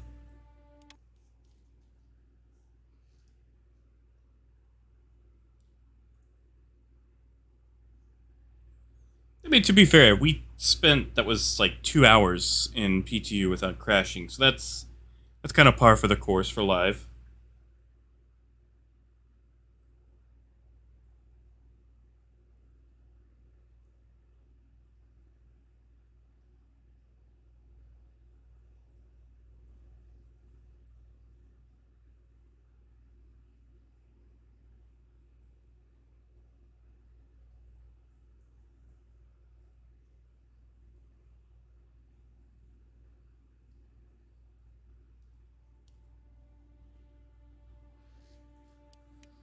Hey, Chad. Well, I mean, you're welcome to. You know, it kind of works. All right.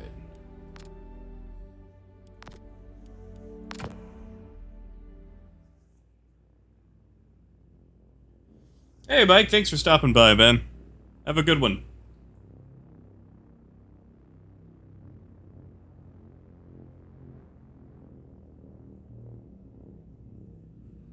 All right. Round 2. Let's see what we can get this time.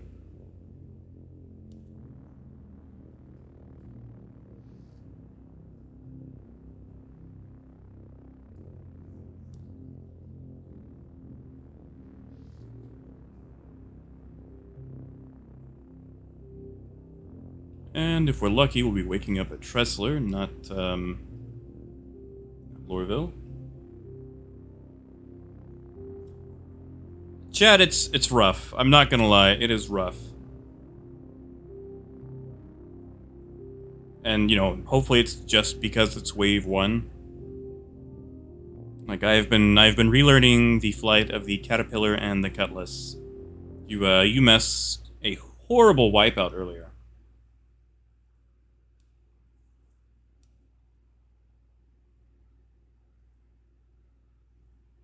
Usually I do trade, actually. I think I did, like, maybe 20 missions in 3.9, and that was really just to check them out to see how much money could actually be made on them, like, averaging an hour.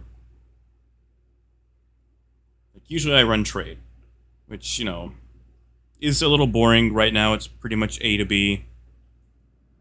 Piracy, unfortunately, has been kind of, not well received. There's not really a lot of people doing piracy, so it's kind of smooth for trading right now. Like, people get hit every now and then, but it's not to the point that everyone thought it would be. Of course, since we've got the new payment app coming in, Piracy will probably, kick off more. Actual piracy, not, just blowing people up randomly. Ooh. Oh, those frames. Ugh. That was disgusting. Oh, right. Trestle.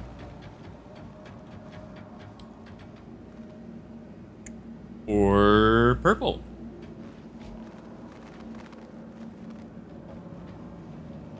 Oh, Chad, that is disgusting. Like, I rarely get the quantuming through the planet anymore. But, oh, they need to fix that. Spline jump failure in this game is just catastrophically bad. It only seems to happen, like, when you're holding cargo. Of course, I mean, I guess if you're always holding cargo, then it will happen when you have cargo, but still.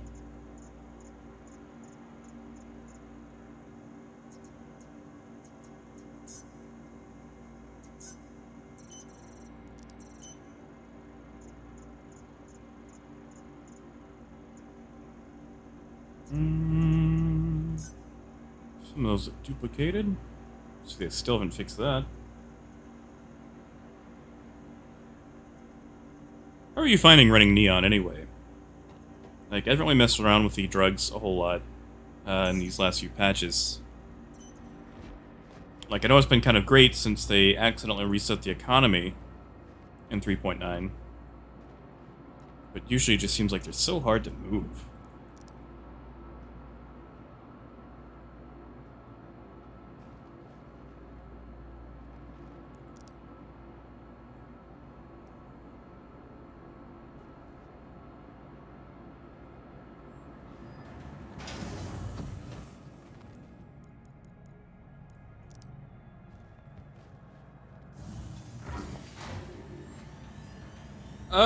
You know what, Chad? I can actually go find out.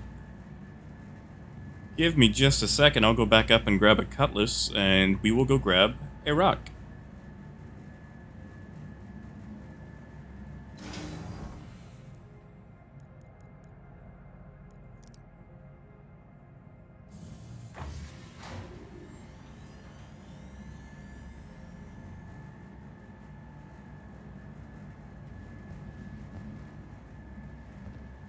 Smuggler's Triangle. I like that name. That's good.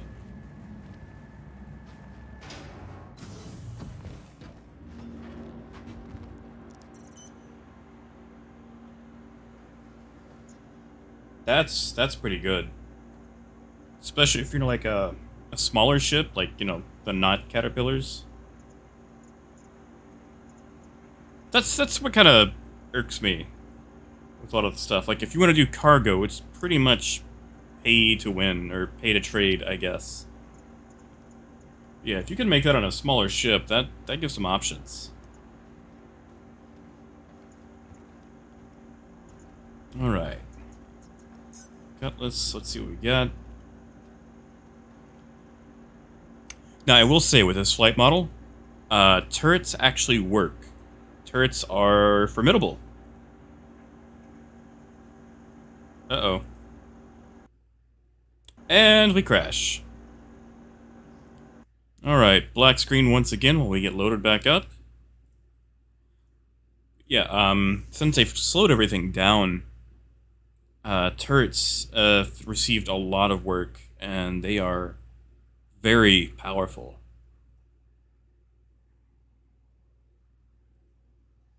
Favorite ship? That is actually a toss-up. Because the Caterpillar is my baby. Caterpillar is just kind of that rough and tumble 1960s Soviet submarine style married to like the Millennium Falcon. It's big, it's slow, but it can really do just about anything. And it makes tons of money. But the Cutlass is that multi-purpose Toyota Hilux style technical you'd find in the middle of the desert falling apart. And there's something about a cutlass. Like, you can get a friend and go do anything in it. Like, it's not very good at any particular thing, but it can do anything in the game except for mining. And even then, you know, it can find rocks, so bring a friend with a prospector and you can be their escort and sniff down rocks with them. So it's a toss-up between those two.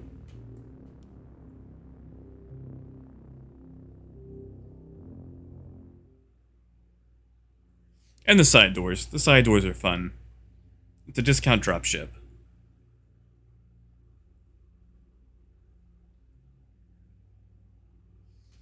Oh man, that Mercury Star Runner. See, like, I'm on the fence about it.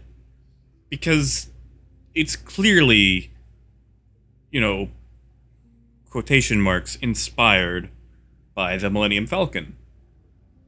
But do you want a ship where everyone knows what it's supposed to be? Like, oh, that's the smuggling ship. Like, it's not really a smuggling ship if everyone knows it's a smuggler, you know? Oh, yeah. Drake fan for life. I am a bit of a Drake whore. Actually, I went to CitizenCon back in 2018, and I actually handmade a Drake jacket. Because, you know, it was the whole, you know, sponsored by Drake CitizenCon. And I still have that jacket. I actually got it signed by Chris Roberts. Stood in line for like 2 hours to do it.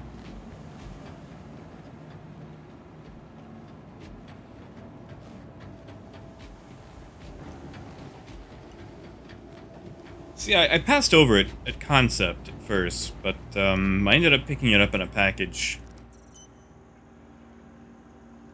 Because, you know, it's a data runner. And since they kind of nerfed the Herald a little bit, it would be nice to have a an actual ship that can run data. Instead of a, you know, mattress strapped to a rocket and a hard drive.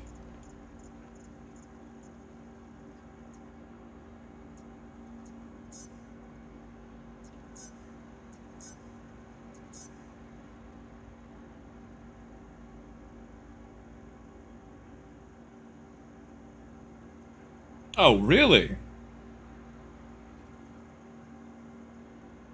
See, I've thought about getting into 3D printing, but I don't know what I would, you know, print. Like, I guess I could do, like, some D&D minis.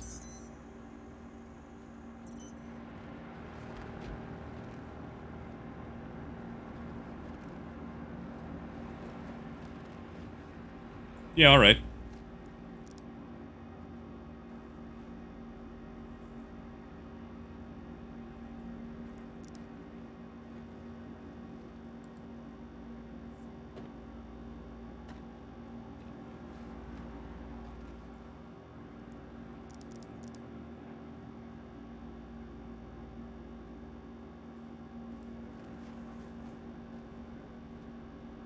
Ooh, and an Idris. I bet that was pricey. I mean, you know, just a print. It's a lot of plastic. Do I own all the Drake ships? Alright, so I will admit, I do own a Kraken. A lot of ships melted to get that Kraken. However, I do not own the Vulture. And that's more of a principle thing. The Vulture pissed me off when it was announced, so I refuse to own it. It'll probably be a great ship, but I will not touch it.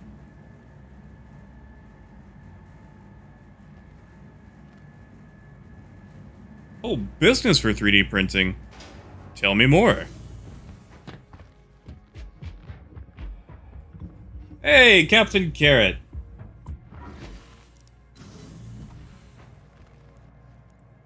You know, the flight model's not bad. The UI is kind of garbage.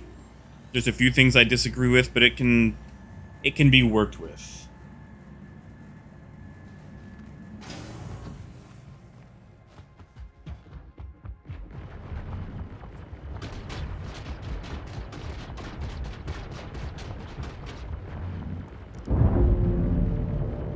Oh yeah, like I think I needed new pants when they actually first announced the Kraken. It's like I was actually, you know, in the auditorium when they did it, seeing the actual commercial live, and then they had the model, like they fabricated a model of the Kraken. It was beautiful. Hello and welcome aboard your Drake interplanetary craft. Your systems are online.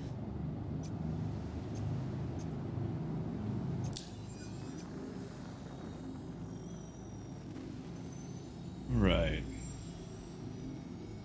Where can we go?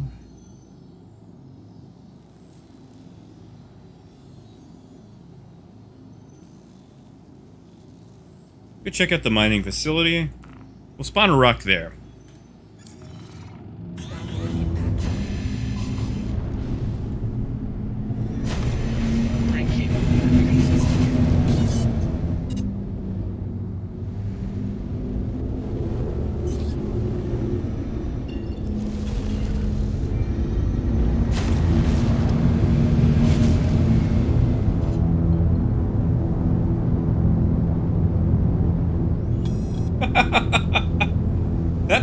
That's a lot of plastic, Cab. That is a lot of plastic. That thing was monstrous.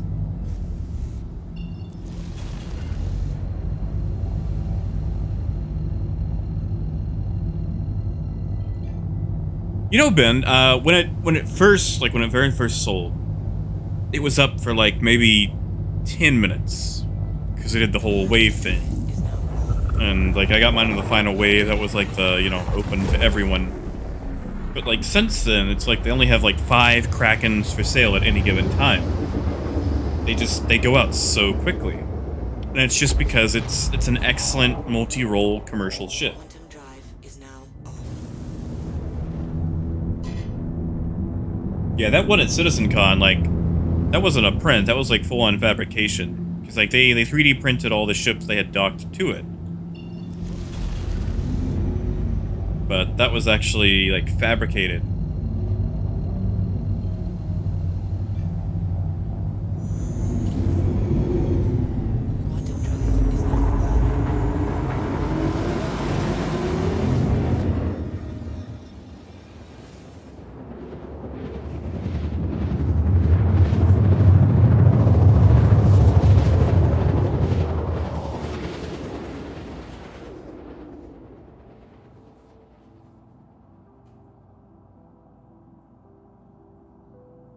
Quantum drive is now Quantum drive is now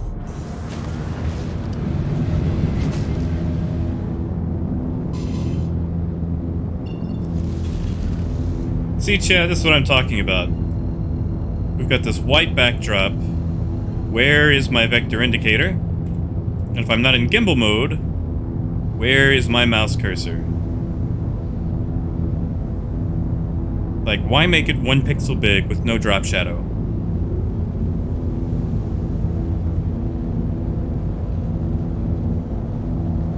And like, what really gets me is they took the criticism about their UI, about their HUD, and they added drop shadows, and then from there, for everything else they added to the UI, they forgot to add drop shadows.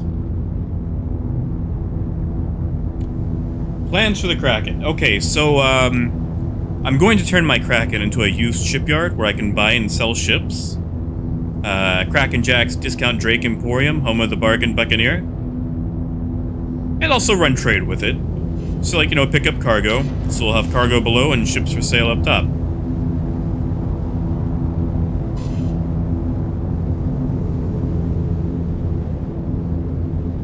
Like, I could have gotten the privateer, but I feel like the regular Kraken is more my style.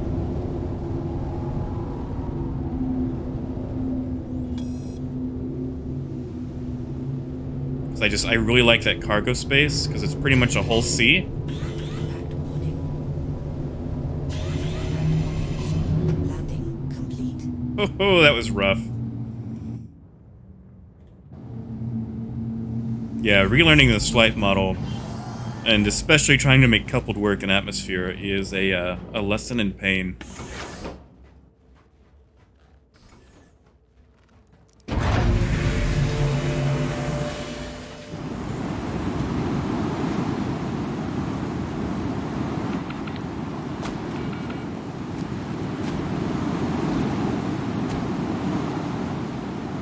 Gotta say though, they did a good job on the wind, because this is loud.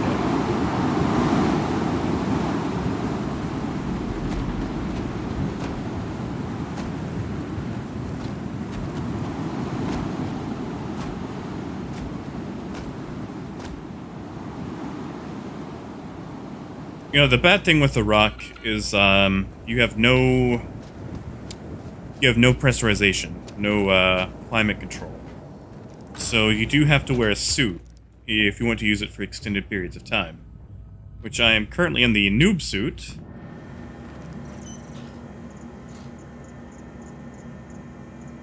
Gray cat, rock, there we go.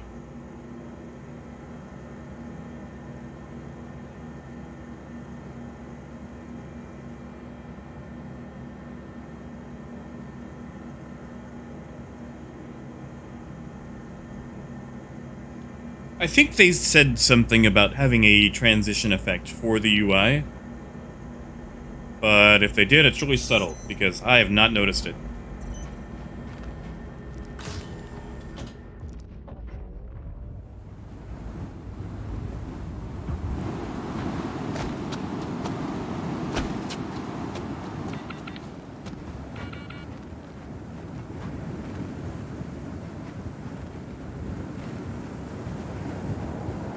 No, it's adorable.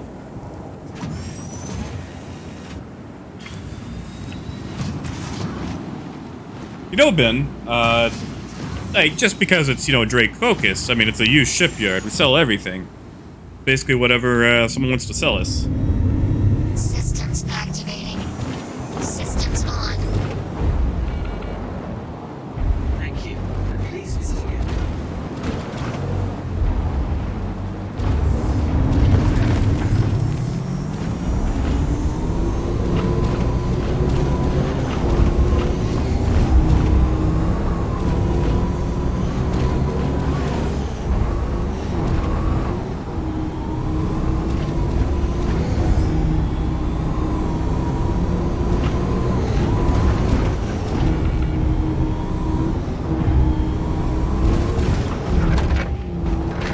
Whoops.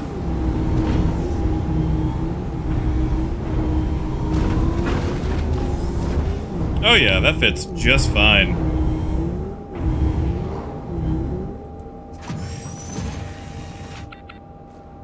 And since it actually gets in from the front, you could probably put that in a standard freelancer too. Oh yeah, plenty of space.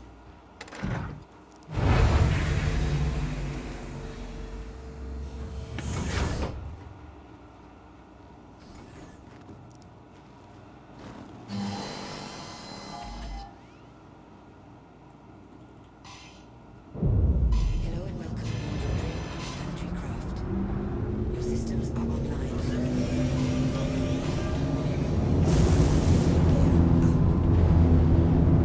You know what? We've got a rock. Let's see if we can find anything for it.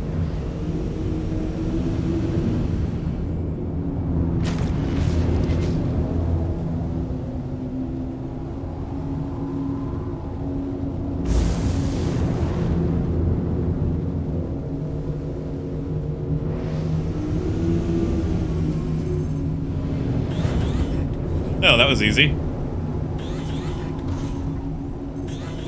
Let's have a night.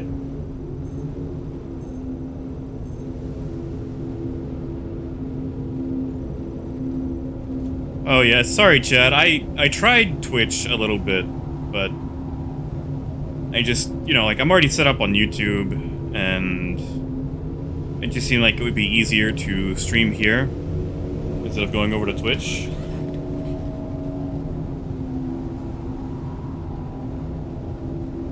Well, there's some sort of feature on the backside of it to where it can, like, drop cargo. Here, I'll see if I can actually mine this.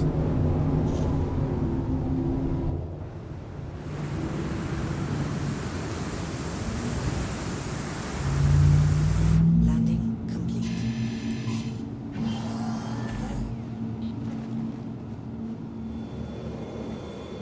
Oh yeah, they actually confirmed that the G12 will be able to fit in the Star Runner. Well, as long as the Star Runner can take a rover, because the G12 has the same metrics.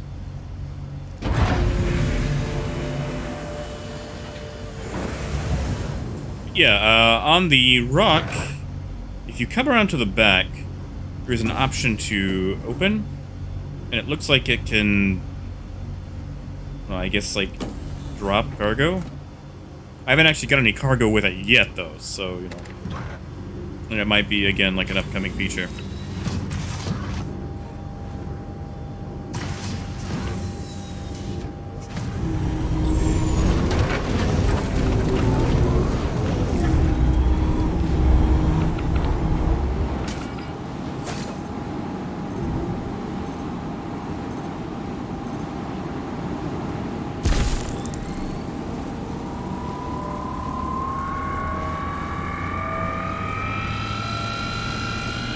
I actually don't even know if this will work, since this is, you know, technically Hadonite. It might just explode.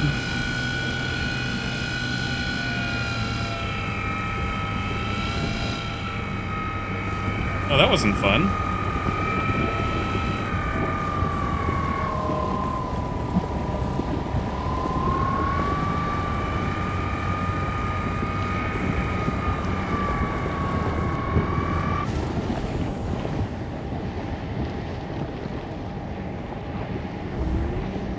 Did it go?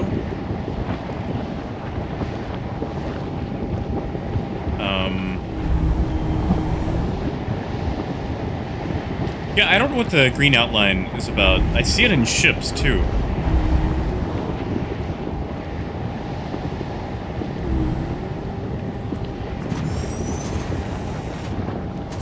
You know, I'm gonna get out and get close to this, and then it's going to explode and kill me.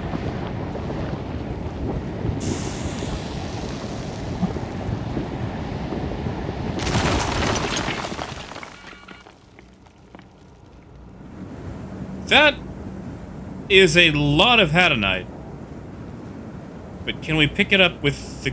Jesus, that is a lot of Hadonite.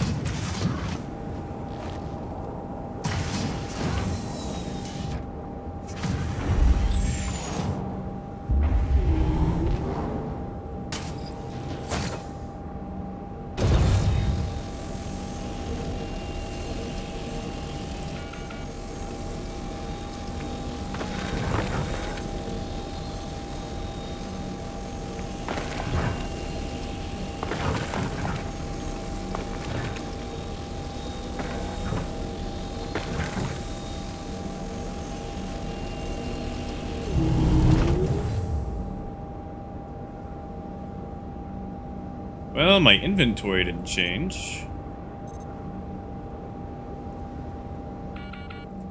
Let's see if we can use that feature, though. Let's see if we can actually drop cargo with this.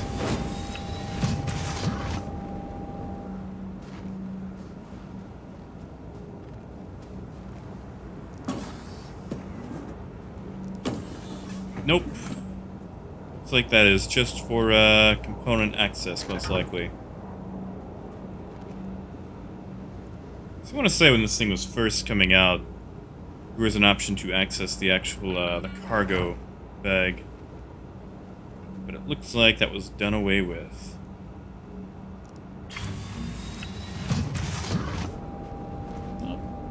Back it up into the cutlass, see if we can go sell it.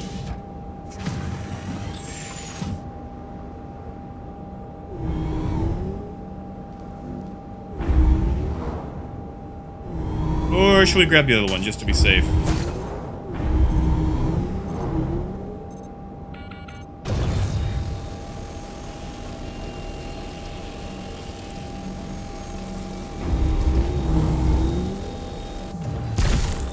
Would help if I was in the right mode, though.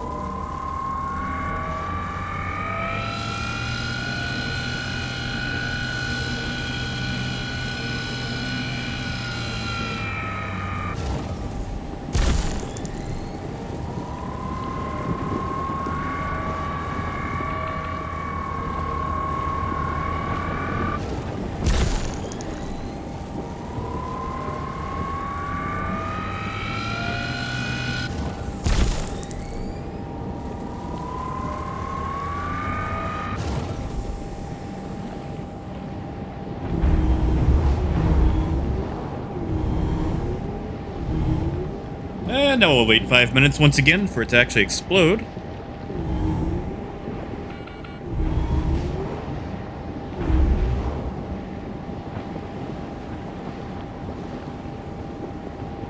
Gotta say, that is an excellent feature that was added, being able to do the John Cena.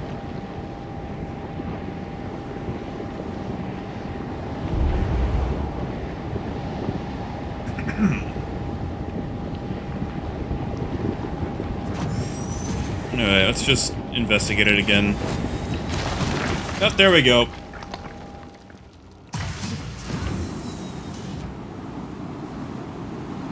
You know, Ben, let's find out.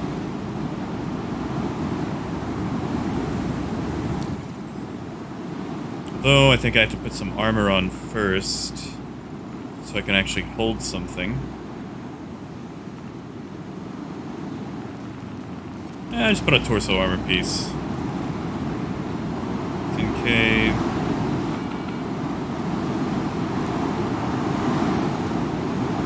Right now, the John Cena is default to left Alt X.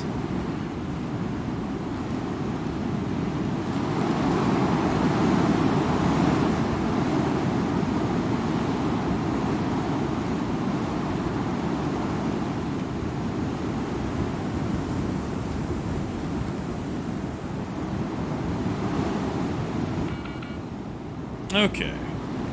Make sure we get a little bit on us, just in case this does not work. Pick up the rest with the rock, and see if we can go sell.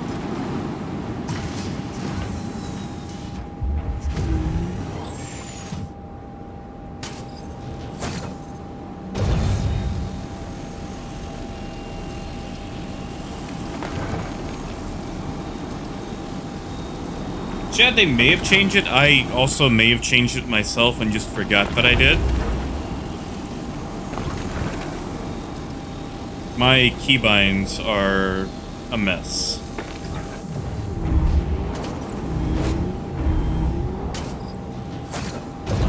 Wait, did I miss some? We're gonna find out, Ben. We are going to find out. In fact, the base is just right over there, so we'll just drive to it. Oh god. Maybe not. We'll just take it slow. Nice and slow.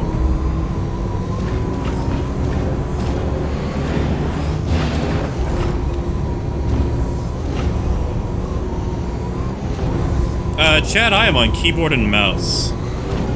I have a flight stick, I just don't really ever use it, which I feel guilty about because I got it for free.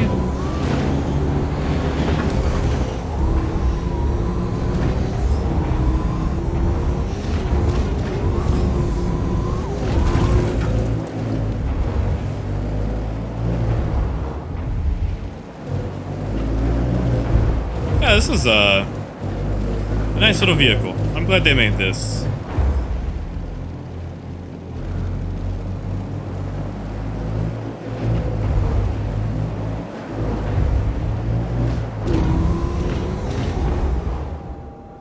Increase the collection force. I don't think so.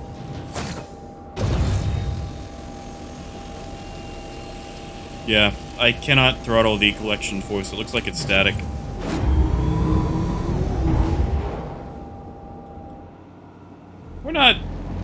We're not gonna drive down that. We're gonna take that slope over there.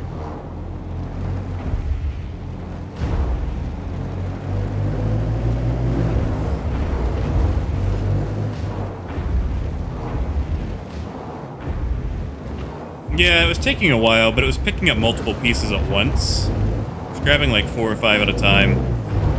So it might just be kind of a balance for that, instead of having to, you know, focus on one rock.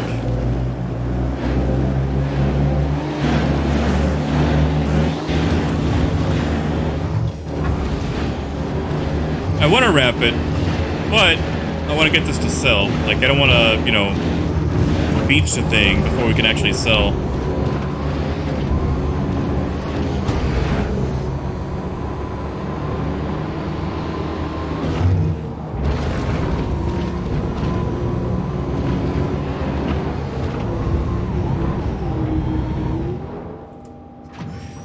Tell you what, let me sell, and then we'll go rampant.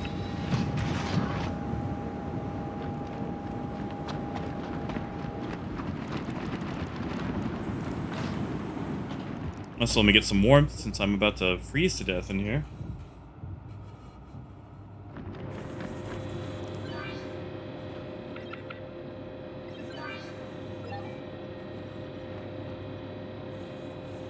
Hey, look at that. You can sell at a base.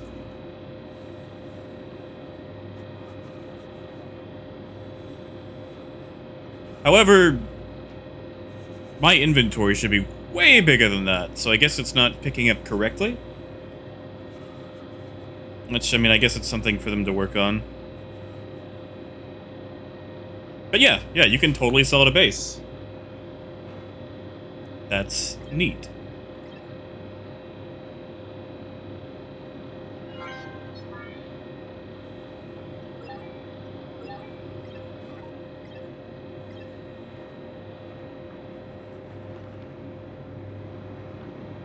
Also, I am still freezing to death.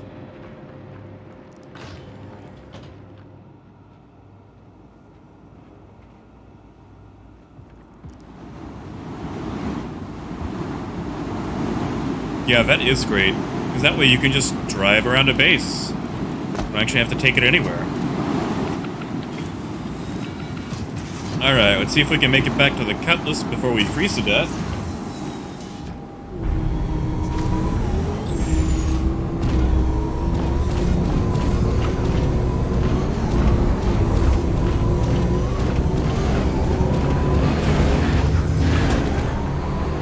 And this time we'll ramp it.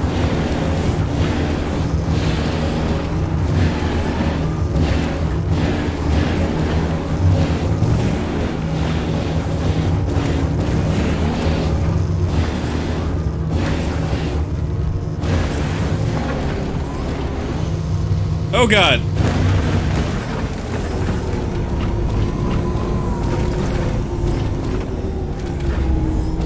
You know, I think this thing actually handles terrain better than the Cyclone. Which would make sense since it has real wheels.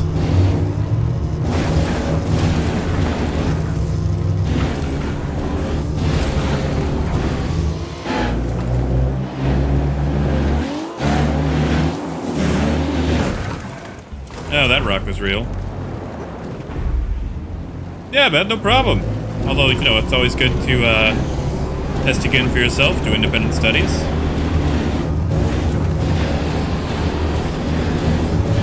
Can we climb it? Yes, we can. Wow, what? Really? It can just... Let's see that again. Wow. Jeez, that torque.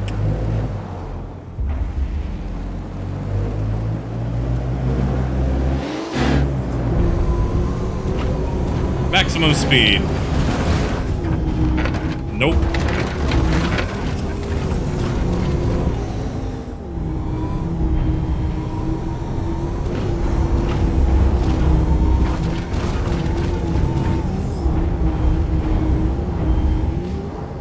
Weapons off.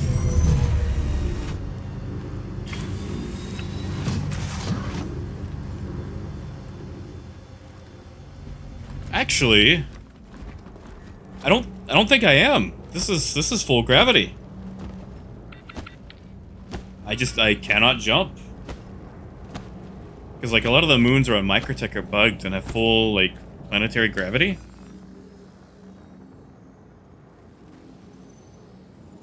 That's a really high atmospheric pressure too. Wow, you might be able to survive without a helmet out here. Yeah, this is, I think this is Calliope. Let me just double check. Yeah, we're on Calliope.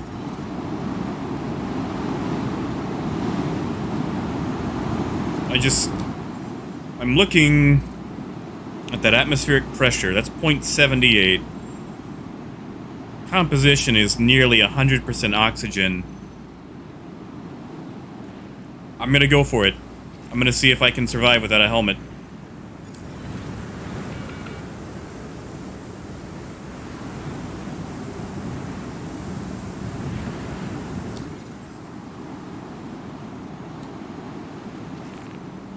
Alright, moment of truth.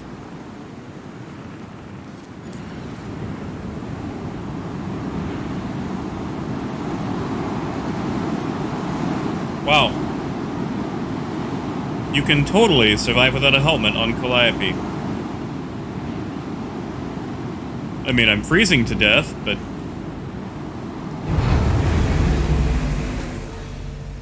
That's nice. That is a nice feature. I'm glad they have that.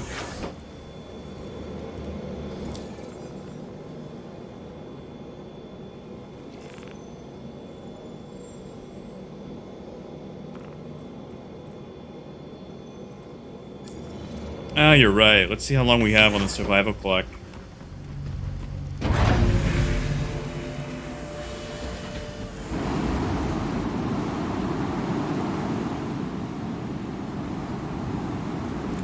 Yeah, 4 minutes, but, I mean, we are getting, like, what, negative 30 degrees Celsius to the face? I mean, no one's gonna survive that for too long anyway.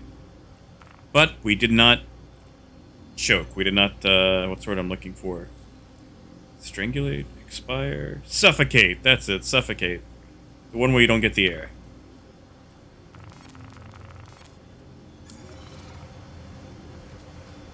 Yeah, Rush, I've actually got it on my keybinds in live, but PTU reset all my keybinds. And I just do not feel like dealing with it, so... I'll have them back when it goes to live. Until then, convoluted mobiGlass.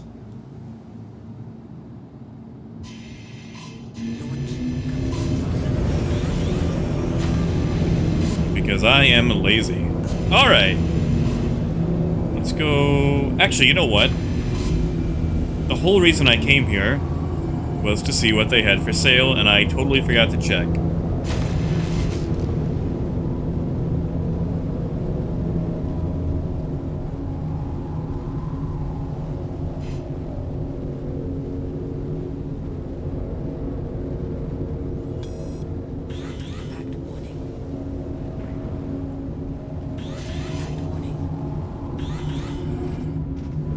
Ugh, that was rough. What? System destroyed. Weapon system destroyed.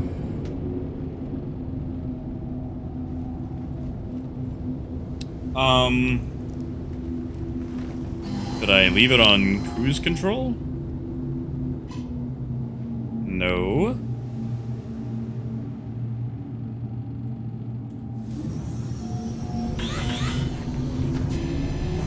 What? Why are we... Why? Why?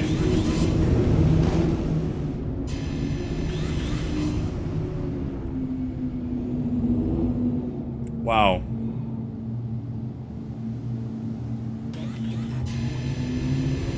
Yeah, but that shouldn't have thrown me forward. There it goes again.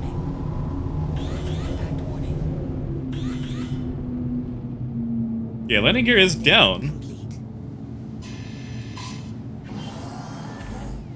Oh, that was disgusting.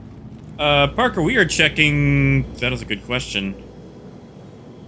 I think mining facility 8 on Calliope. Yeah, we actually just checked Microtech. And, they've actually got some different options for sale. Which is nice. Like, they didn't just copy-paste Hurston. Like, some acetine, some diamond. Ah, yeah, it was probably the wind.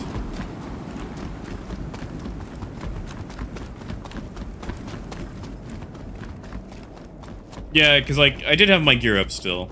That part was on me, but it should not have, you know, launched me forward. But if we got the storm coming through, that would explain it.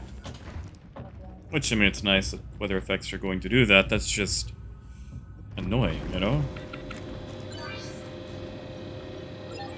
Okay, so we have... Hey!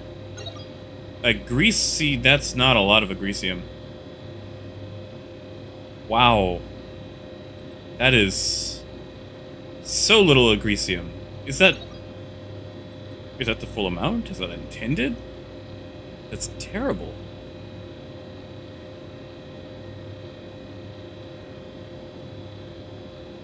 That is disgusting. Oh, wait, I'm dumb. There's only 18 because I've got a freaking rock in the cargo hold. Duh. Never mind, I am off my A game today.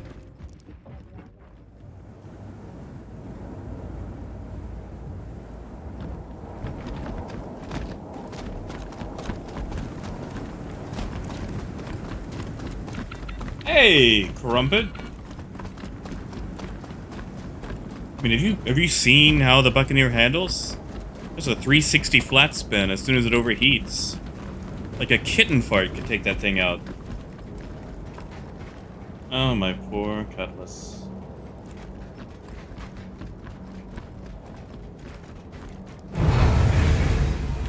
Yeah, I totally forgot this thing was back here. Whoops.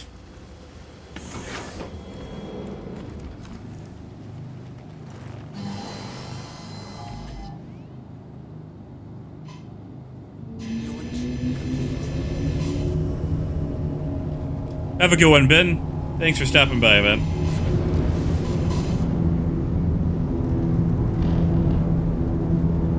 Yeah, it looks like it is actually tracking the free cargo space, which is nice. Oh. So this is fun. Without the wings, I cannot nose upwards.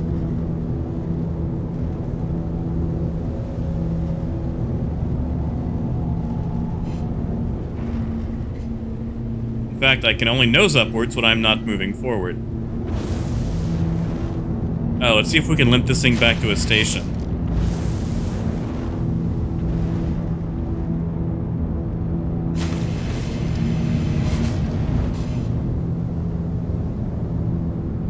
Actually, I better come to a stop before I open this map up, otherwise I'm just going to somersault.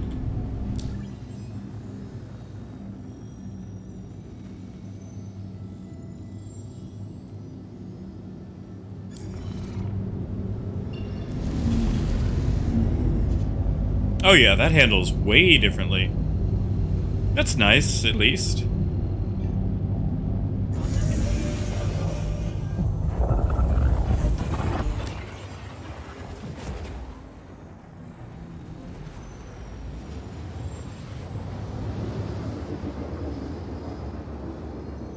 I can chat, I just figured it was time to try flying in something else to see how it handled.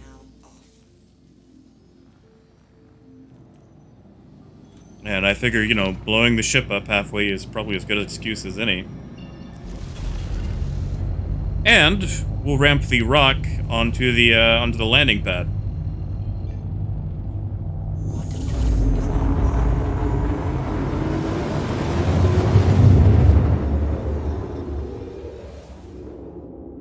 Quantum drive is now off.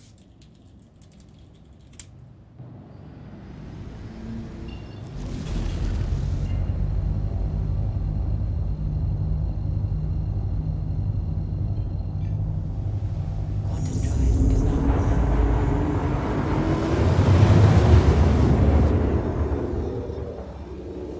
Quantum drive is now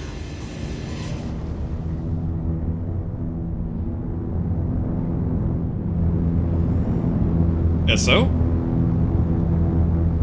Oh, this is the Cutlass, or, well, what's left of one. Unfortunately, we had a landing mishap that was totally not caused by my lack of landing gear.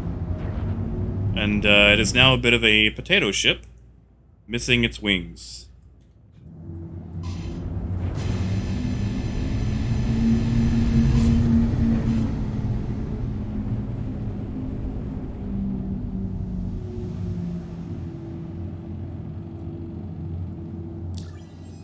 around while I could totally pull this up on a comm screen. I'm lazy. Please proceed to assigned landing bay. Landing gear down. I mean, I could, Chad. I doubt I would hit the landing pad, though.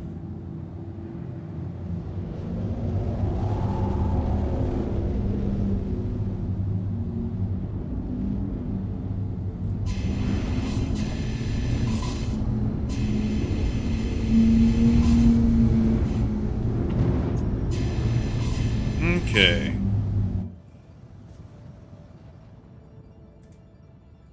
Let's see.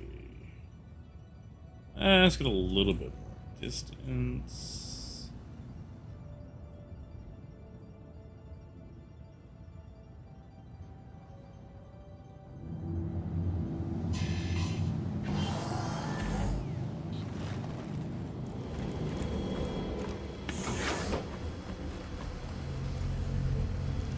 Alright, now let's have a fun time turning this thing around inside the Cutlass.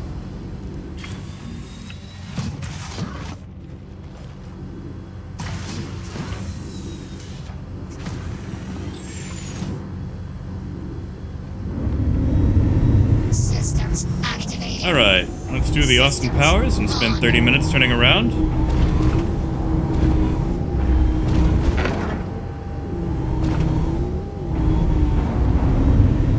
Uh-oh, I don't think we can.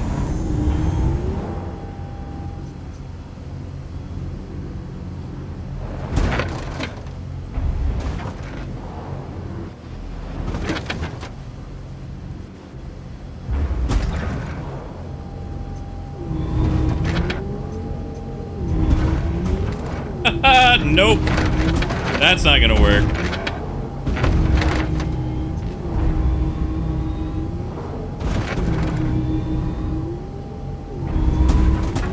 Actually, maybe from the other way. That way we're not running the mining laser into it.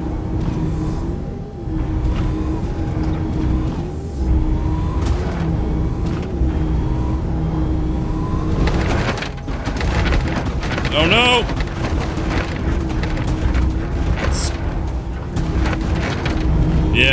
Yeah, we just have to do it reversed.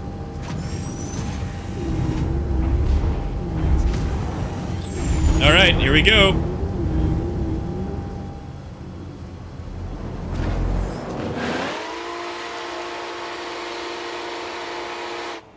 Too low. It's not gonna make it.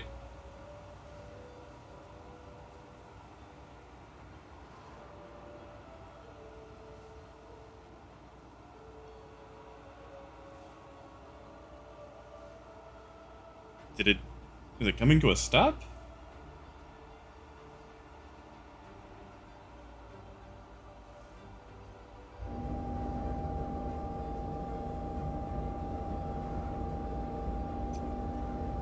Yeah, I probably should have used the side doors. Unfortunately, we have come to a stop. Oh, this is depressing. Maybe we can, like, scoot our way. Come on. Nope, we are stuck. Alright. Now let's bail and grab something fresh.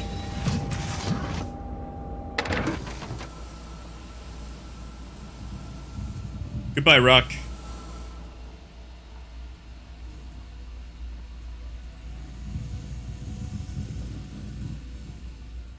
And we're gonna fall down on our face as soon as we hit. Yep. Every time.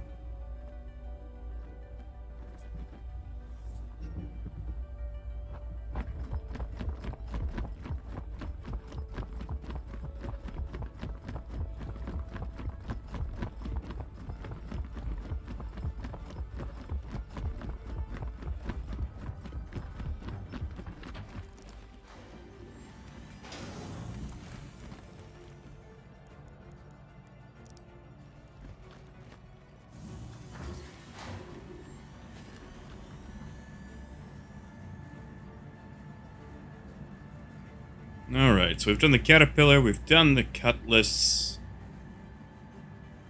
let's try the Buccaneer. Let's see how the Buccaneer handles the atmosphere. Let's go, you know, something smaller.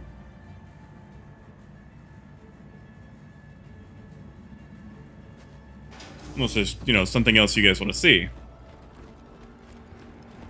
Have I gone to prison yet? I did in PTU. I haven't actually gone to prison during live. I mean, I guess I could go to prison now.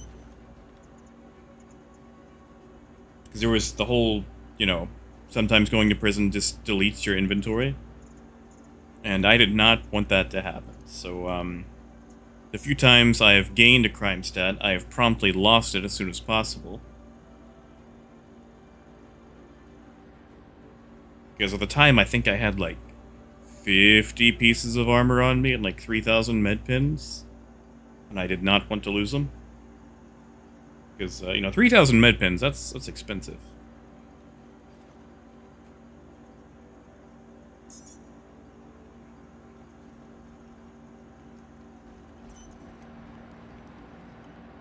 Really? Uh-oh.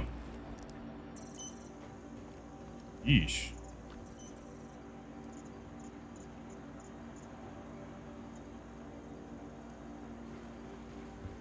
I'm just gonna... Oh, pad 3. Okay. Let's get out of here. I mean, we can go to prison if you want to see some prison. It's PTU, nothing matters.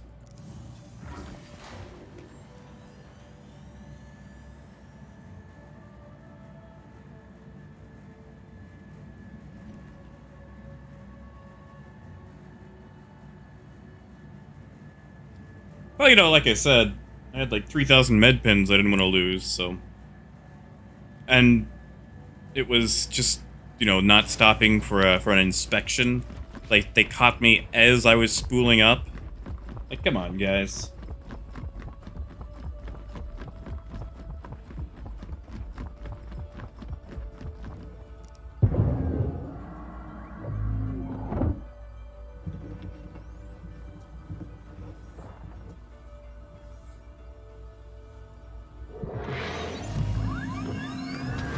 Alright, Buccaneer, inaugural flight. You know, this was my favorite fighter back in the 2.0 days, 2.64. And it has not been viable since then. It has been pretty much trash. And it's still kind of there. Like, I don't think it's going to be viable, but... a boy can dream.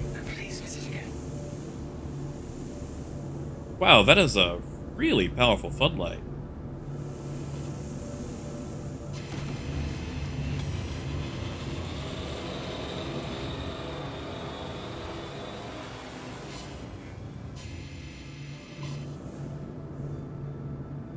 Grim! You know what? Yeah, you're right. Let's go visit Grim.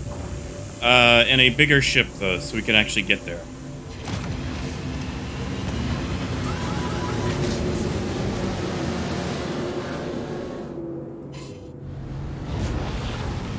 Now the Buccaneer still overheats like no other. Oh, this poor thing. Afterburner just does not exist for the Buccaneer.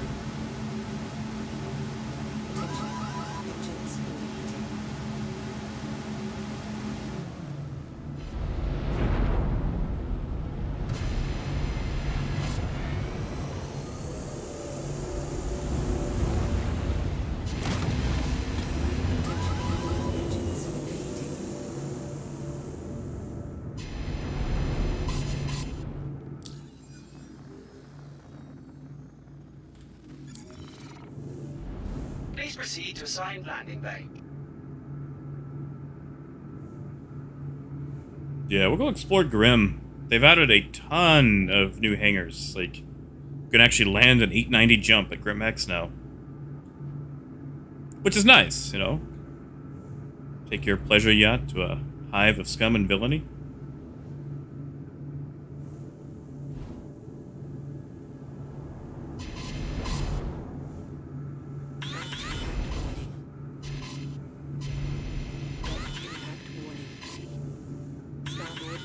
Yeah, that was bouncy.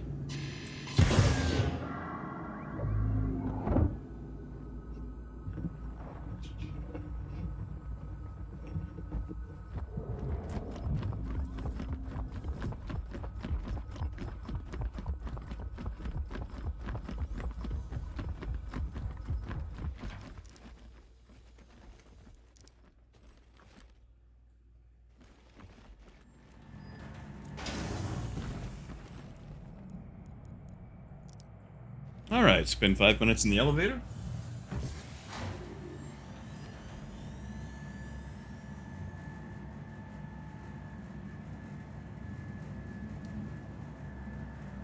We'll say, after we explore Grim Hex, I will most likely be wrapping it up there. Because it is late and I am hungry.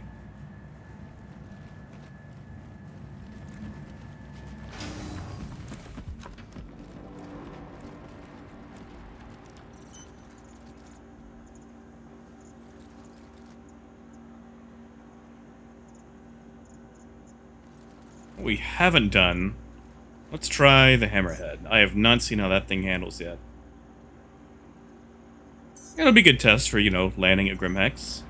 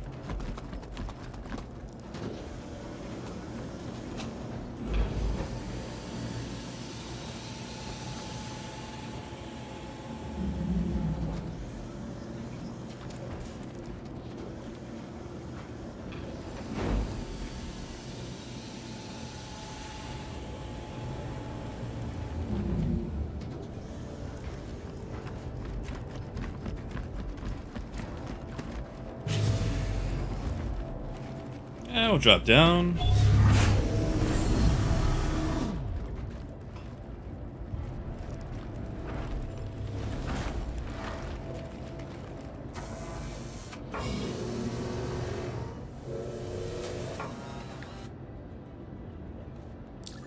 Aegis combat assist activated. Systems briefed. You are clear to launch.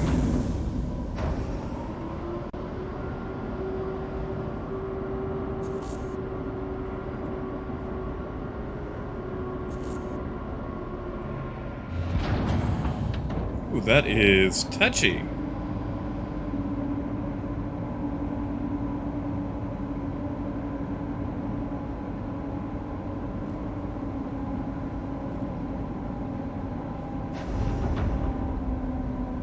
Proximity alert. Head. Proximity alert port. Proximity alert. Start. Thank you, and please visit again.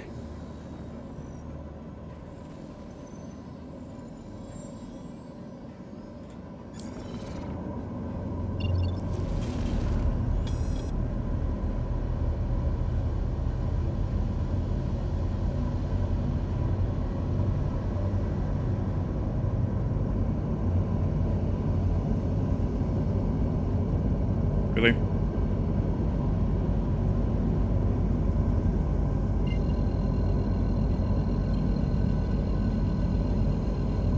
Obstructed? Come on. What's obstructed? Oh, there we go. Quantum travel initiated.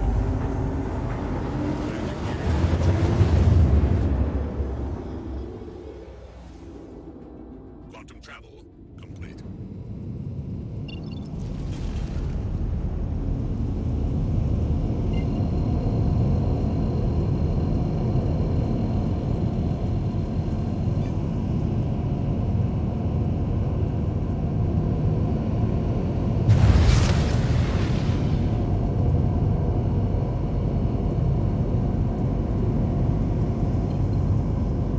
Quantum travel.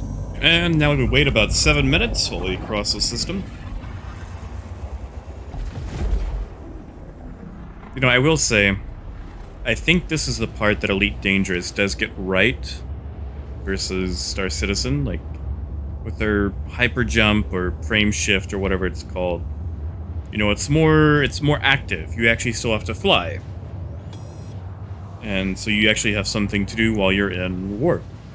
And, you know, Star Citizen, it's very hands-off. Like, I know eventually we'll have time to, you know, make repairs while we're in Quantum or whatever, but it's just, it's boring to wait.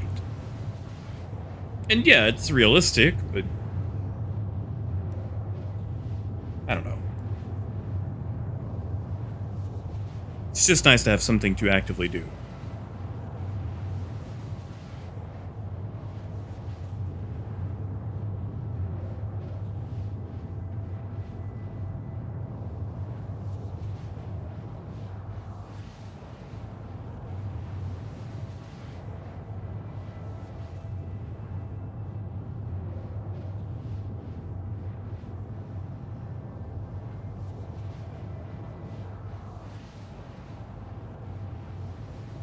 You know what, Chad? That's right. That is an excellent counterpoint.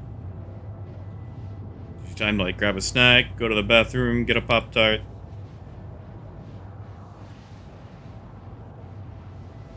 Respond to a text message. So yeah, that is fair.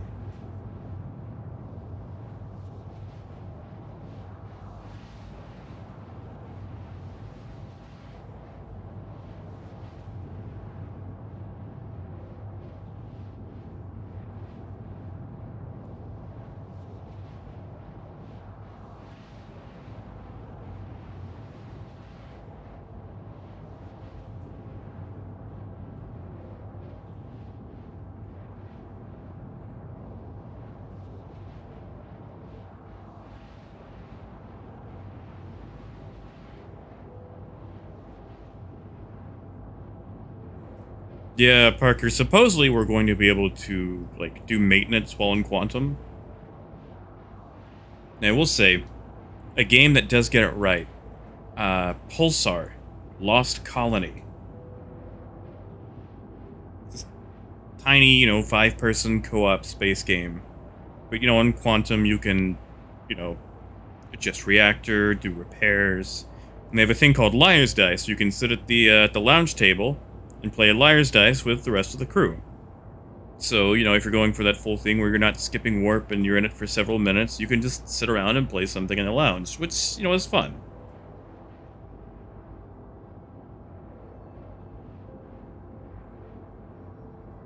Oh yeah, Chad, same here. Pretty much have to walk around the house with the headset. Especially when you hear the, like that coming out of Quantum spooling down sound. So yeah, you're right. That's decent points. Hands off might be the better way to go.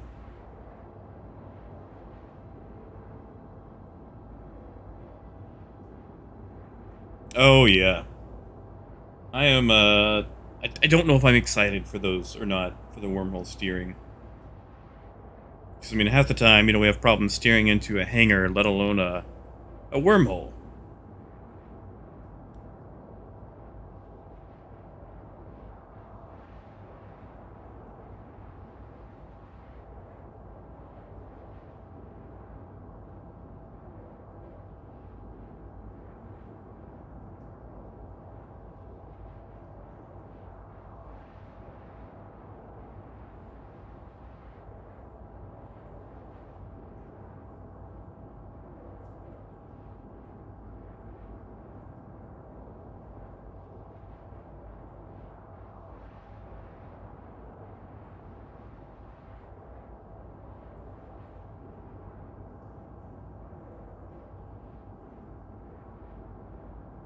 You know, I think I picked the wrong ship to do this. What do we have in this? This is a comma, right? Comma should be pretty fast. It's no Pontus, but it's fast. Rhino, Rhino, Rhino. Yeah, this is a comma. This should be decent. I feel like I've got an Agni in here.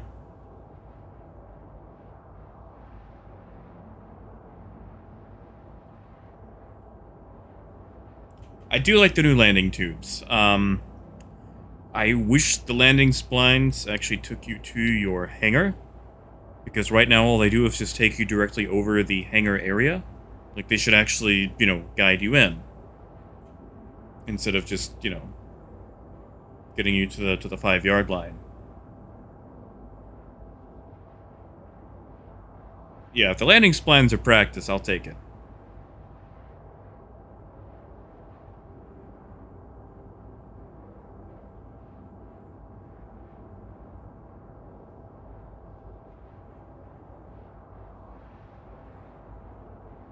Well, it certainly feels like it, Parker. Because look at that, we're only doing like 100,000 per second. That should be so much faster. Is there a fix for that, or should I just drop out and try again?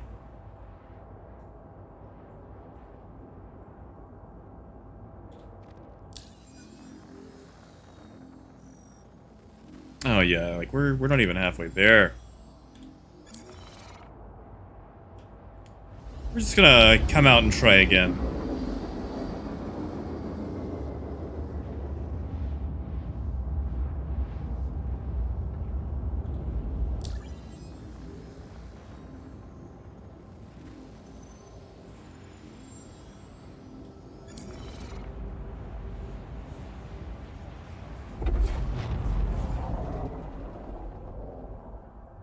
Quantum travel complete. Engines offline. Engines online.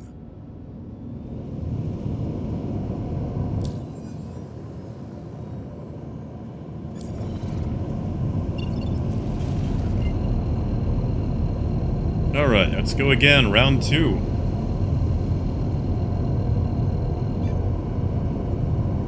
Yeah.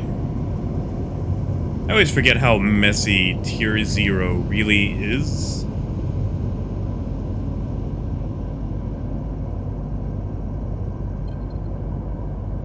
Quantum travel initiated. Quantum travel complete.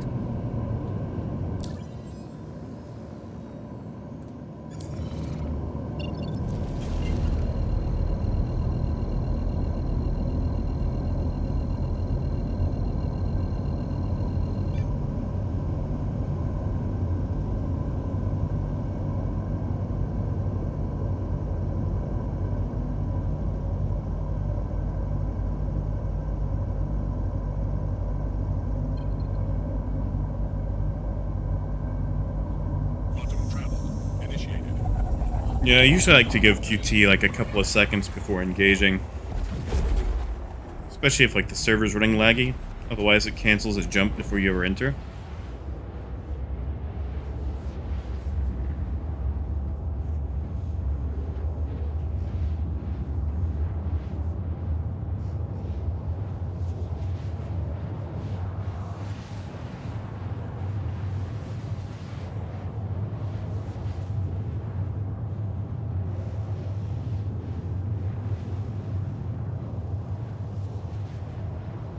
It feels about the same speed. I might just be spoiled, though. Pretty much if I go anywhere, it's either with, like, the Pontus or the XL1. So everything else just feels so slow.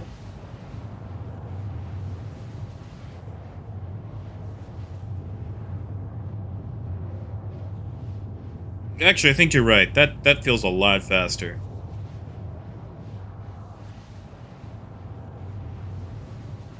Thanks for that, Parker. That would have taken us 30 minutes to get there.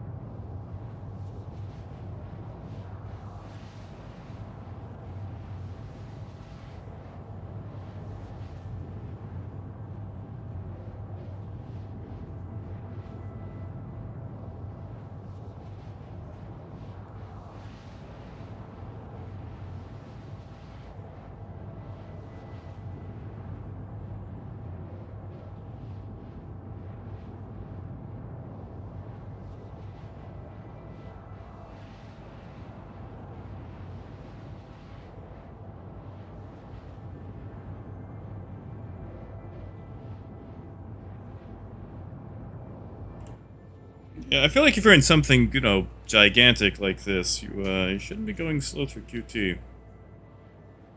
Just, I feel awful for anyone stuck in, like, the Aurora Mustang. It's like, on top of going slow, you have to stop, like, 3 times for every jump just to refuel. It takes so long.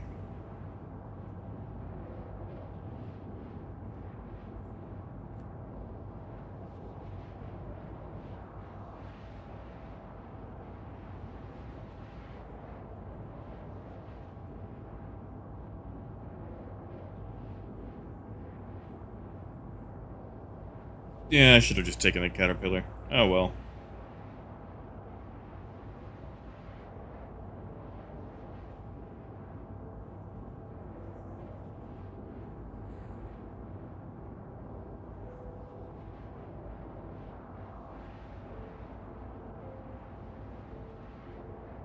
So what's everyone planning on doing in-game anyway? What are your plans, Parker?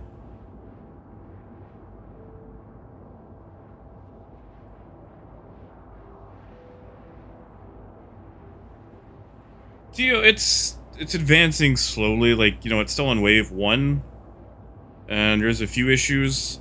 I'm not really sure what the big details on it are, but there's a huge issue right now with lag and packet loss. And it seems like they've been having issues with builds. Like, usually it's like a daily build, you know, on the weekdays. And they've had a lot of issues getting builds out. Sometimes it's multiple days before there's a new build, so there's some sort of blocker in the background, so we've probably got another solid, I'm gonna say, 2 weeks before going to live. Like, I would love to be wrong about that, but it's probably going to cook for a little while. Because while there's not a lot of extra features coming to the patch, everything they're changing is just kind of throwing things for a loop. And, you know, the packet loss, that's kind of a big issue. Like, the whole reason they slowed down combat was to deal with desync. And now they've got all this lag and packet loss. That's kind of, you know, defeating the point. It might be. They may have retooled the comma, too.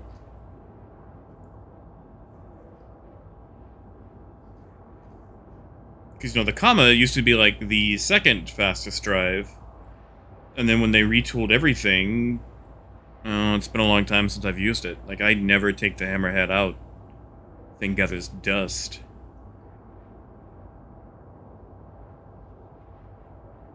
Hey, Repair! Always good to have some Logi around.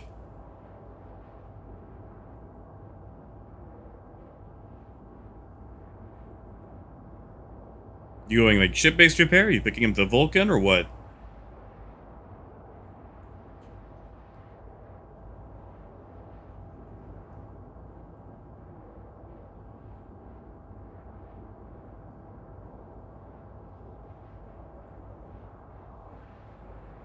Farm to table.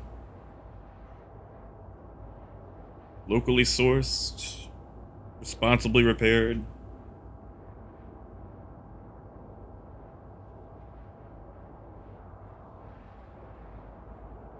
I do want to see what they have for, like, you know, first-person repairs. So I know supposedly you can actually do repairs, you know, on components while in flight.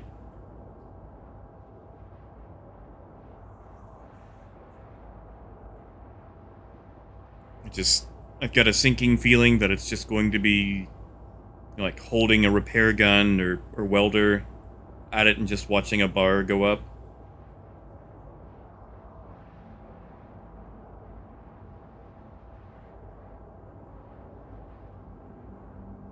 Yeah, I think the hammerhead is just that slow. I think they nerfed the comma.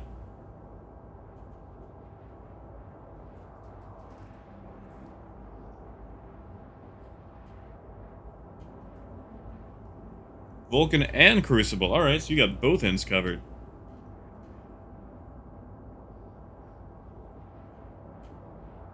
I like the Vulcan. Like, it's got that, like that hard hat look to it. Like, it looks like it's wearing a hard hat. Like, it's nice. Like, the mole kind of has the same thing going on, but just not to the same degree.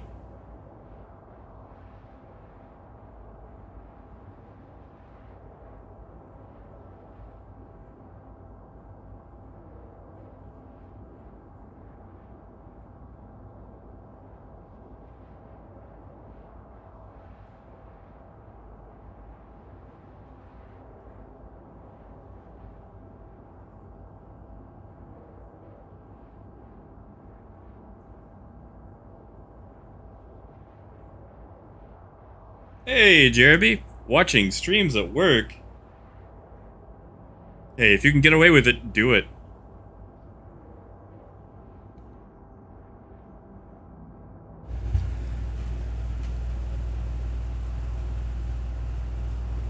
Yeah, sorry, you kind of got the boring part of the stream. Turns out the comma really sucks now.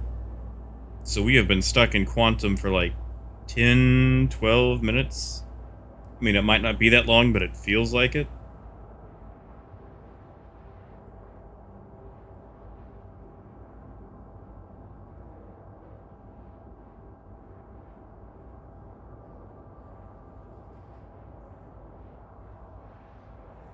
Yeah, like the caterpillar is still pretty fast, but oh man. This is the pits. Like, I think I could have got here faster in the Agni.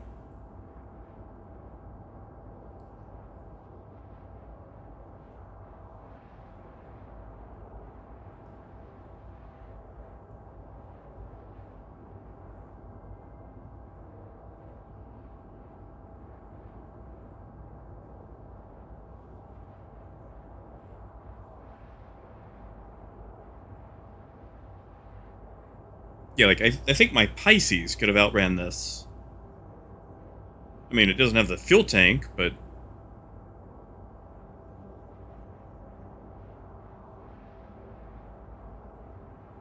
Almost there. Come on. How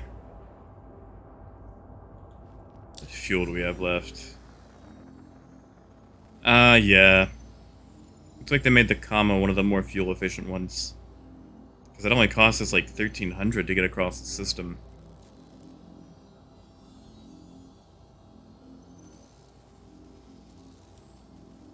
Yeah, Jeremy, like, that was my point. Like, earlier I was talking about how, I felt like Elite Dangerous did it better since you were still hands-on during Quantum.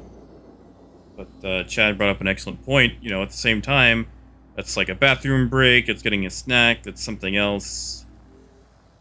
So there are reasons to keep it hands-off, it takes so long to get across the system.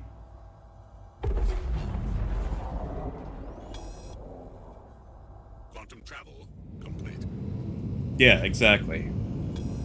Like, I never played it, but it reminds me of, like, people complaining about flight times, like in WoW, where it just takes so long to get somewhere. And, you know, and not everyone has, like, a ridiculous amount of time every day to play. Like, if you're a poor sap and you've got, like, an hour or two, I mean, do you want to spend all that time in Quantum? You actually want to be doing the action.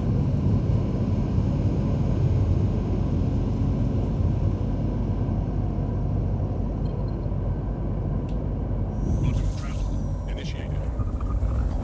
I mean, I guess to be fair, though, you could do, like, space laundry while in Quantum. And I doubt they're going to have space laundry mechanics, but you still have chores around the ship, still have things to do.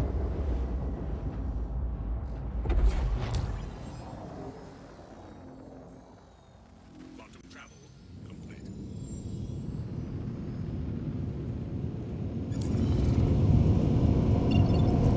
Alright, let's go check out the new and improved Grim Hex.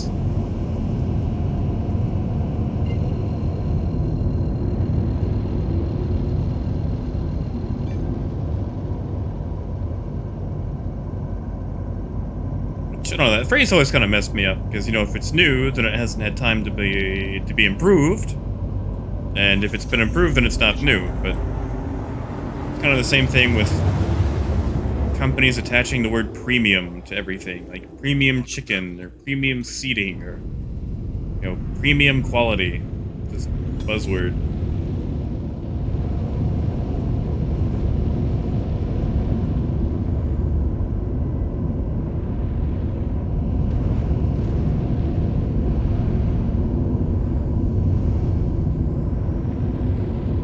Hey, Death Factor, how's it going, man?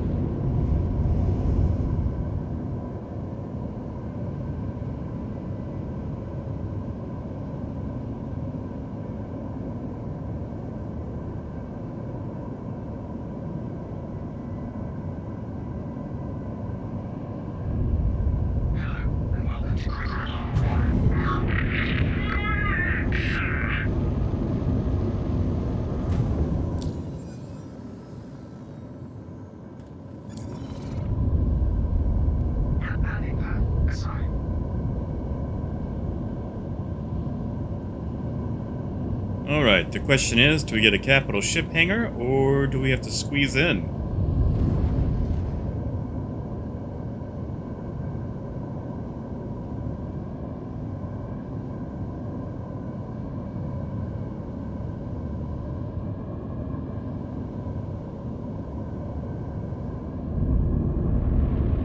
Uh-oh.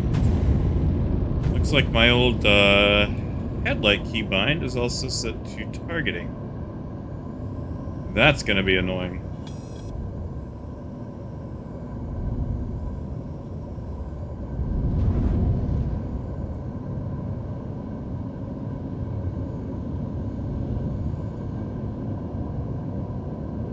Proximity alert. In. Proximity alert port. Proximity alert. In.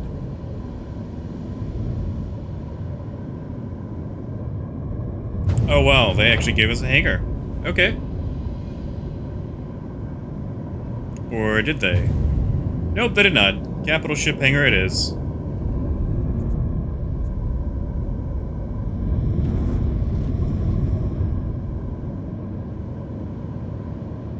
Question is, am I on the right side? Okay, so I managed one trick landing. I did a decoupled reverse landing into a hangar with the caterpillar. Unfortunately, I did graze my rear thruster while doing it. So I'm going to chalk that up to a failure. It is definitely a lot more difficult to pull off. However, it can be done. So I'm gonna have to spend the next week just seriously practicing. I've also really, Grim Hex? That's my landing zone. But I've actually been kind of out of Star Citizen for like the last week or two.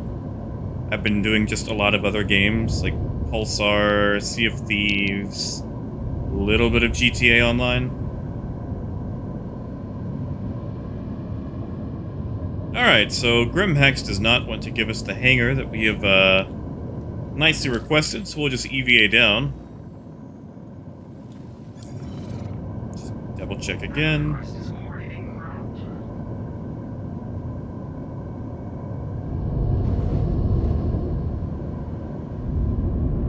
Yep, EVA time. So much for a trick landing.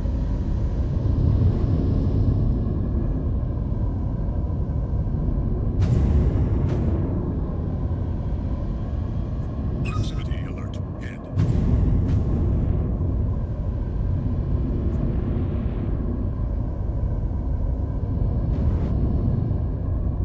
Proximity alert. In.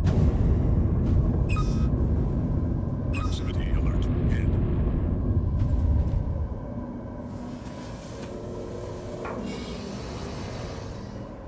Yeah, for Grim Hex, you pretty much have to take the new capital hangar for the hammerhead. Because the large hangars are large, but they're not large enough.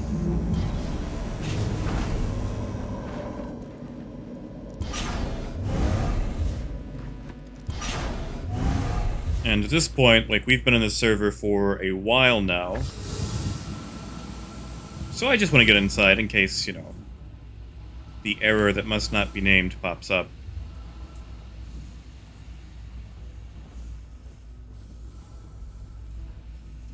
Of course, you know, this is the old part. This is where you'd EVA through if you had things to sell, but your ship was too big. Which I'm gonna miss this. It's always nice. Felt like you were coming through the like the back door, you know, like doing actual smuggling. And now you can just land whatever you want here. And we're going to fall once again. No! Alright. Did not fall on our face.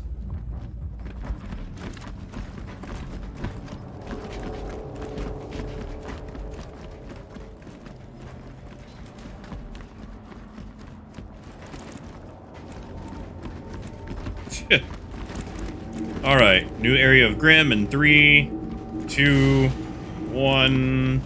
After this airlock.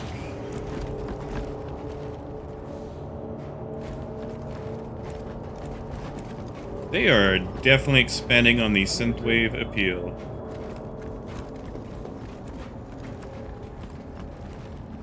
Hold.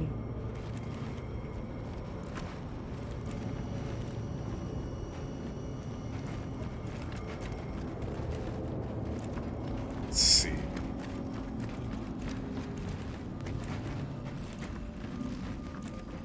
Yeah, they've definitely been giving priority to the hangars.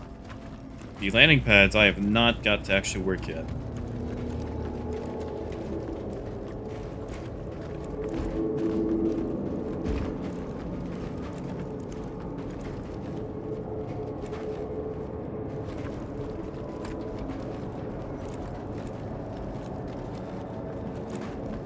This is nice, I guess. They just added a couple of platforms.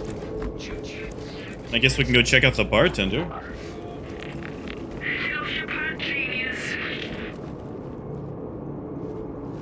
Oh, what do you know? It's a real boy.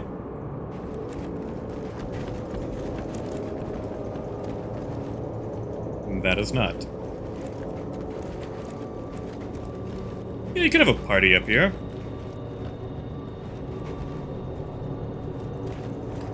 It is nice. I guess we can go check out the bartender. After the bartender, though, I'm probably going to log off for the night. Because as stated previously, I am hungry.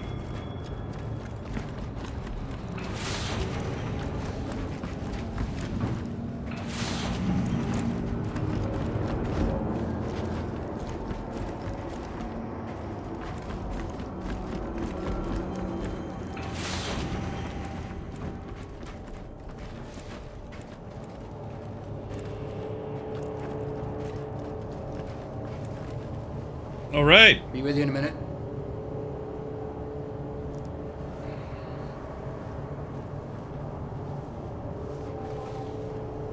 Have a good one. Don't tell me they disabled him. They did. They disabled the bartender in this patch. How? How could they? 1 second, all right?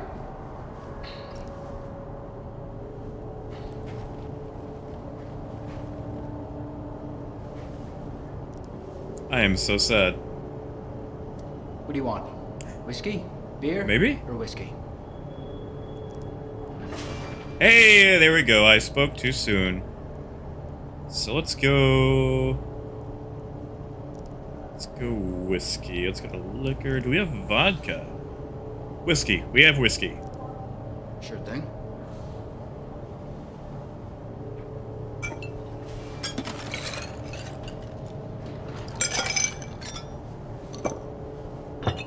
No ice. Oh, hey.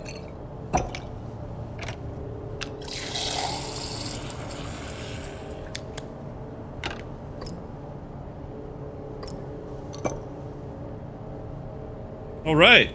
No sweat off my back. And... oh, the helmet, right. Oh god, what was the helmet? What'll it be? I'll have a beer. Good choice. Did he just talk? Did the other guy talk?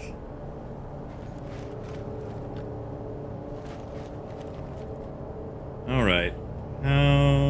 Actually, let's just set this down. Because like I said, until I get my keybinds back, I'm just not going to mess with them. Much thanks. Just... See you later. we're gonna be a barbarian and put this on the ground.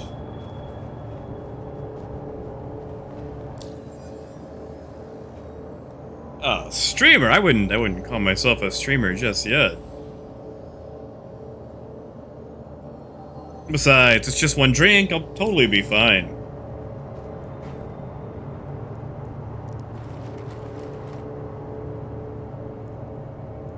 Alright, let's drink, drink, drink.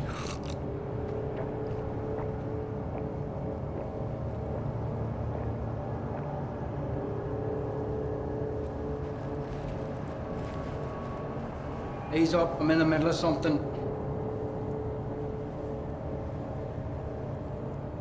Well, thought that went down smoothly. Oh god, what? You want a drink or something? Ease up, I'm in the middle of something.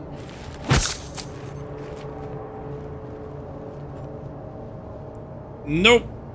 I reset my keybinds horribly though, and things did not carry over well to this patch, so let's look.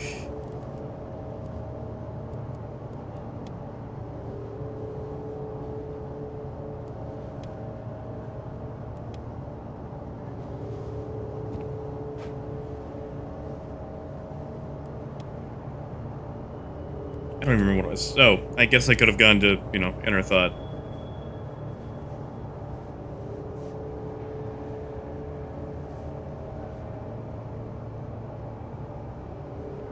Left alt button 4. That should... Ah, okay. Button 4, that's what it was.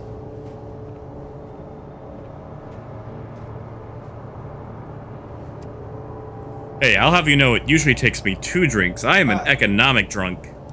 1 second, alright? You know what? You got me. You got me. I guess you are watching. I am streaming. That does Good technically one. make me a streamer. Ease up, I'm in the middle of something. Hey, cheap date. I'll take it. However, like I said, I think we have come to the end of the line. Drink or something. I'm gonna walk away from this very chatty bartender, though. Whiskey. Coming right up. Alright, there we go. So we will be ending it now at this time. I appreciate you guys stopping by and dealing with the growing pains as I get this thing set up. And you know what? Maybe we'll do this more often. You know, in between patch lulls. So I appreciate you guys, and I will see you next time. Thank you. Have a good one. Thanks.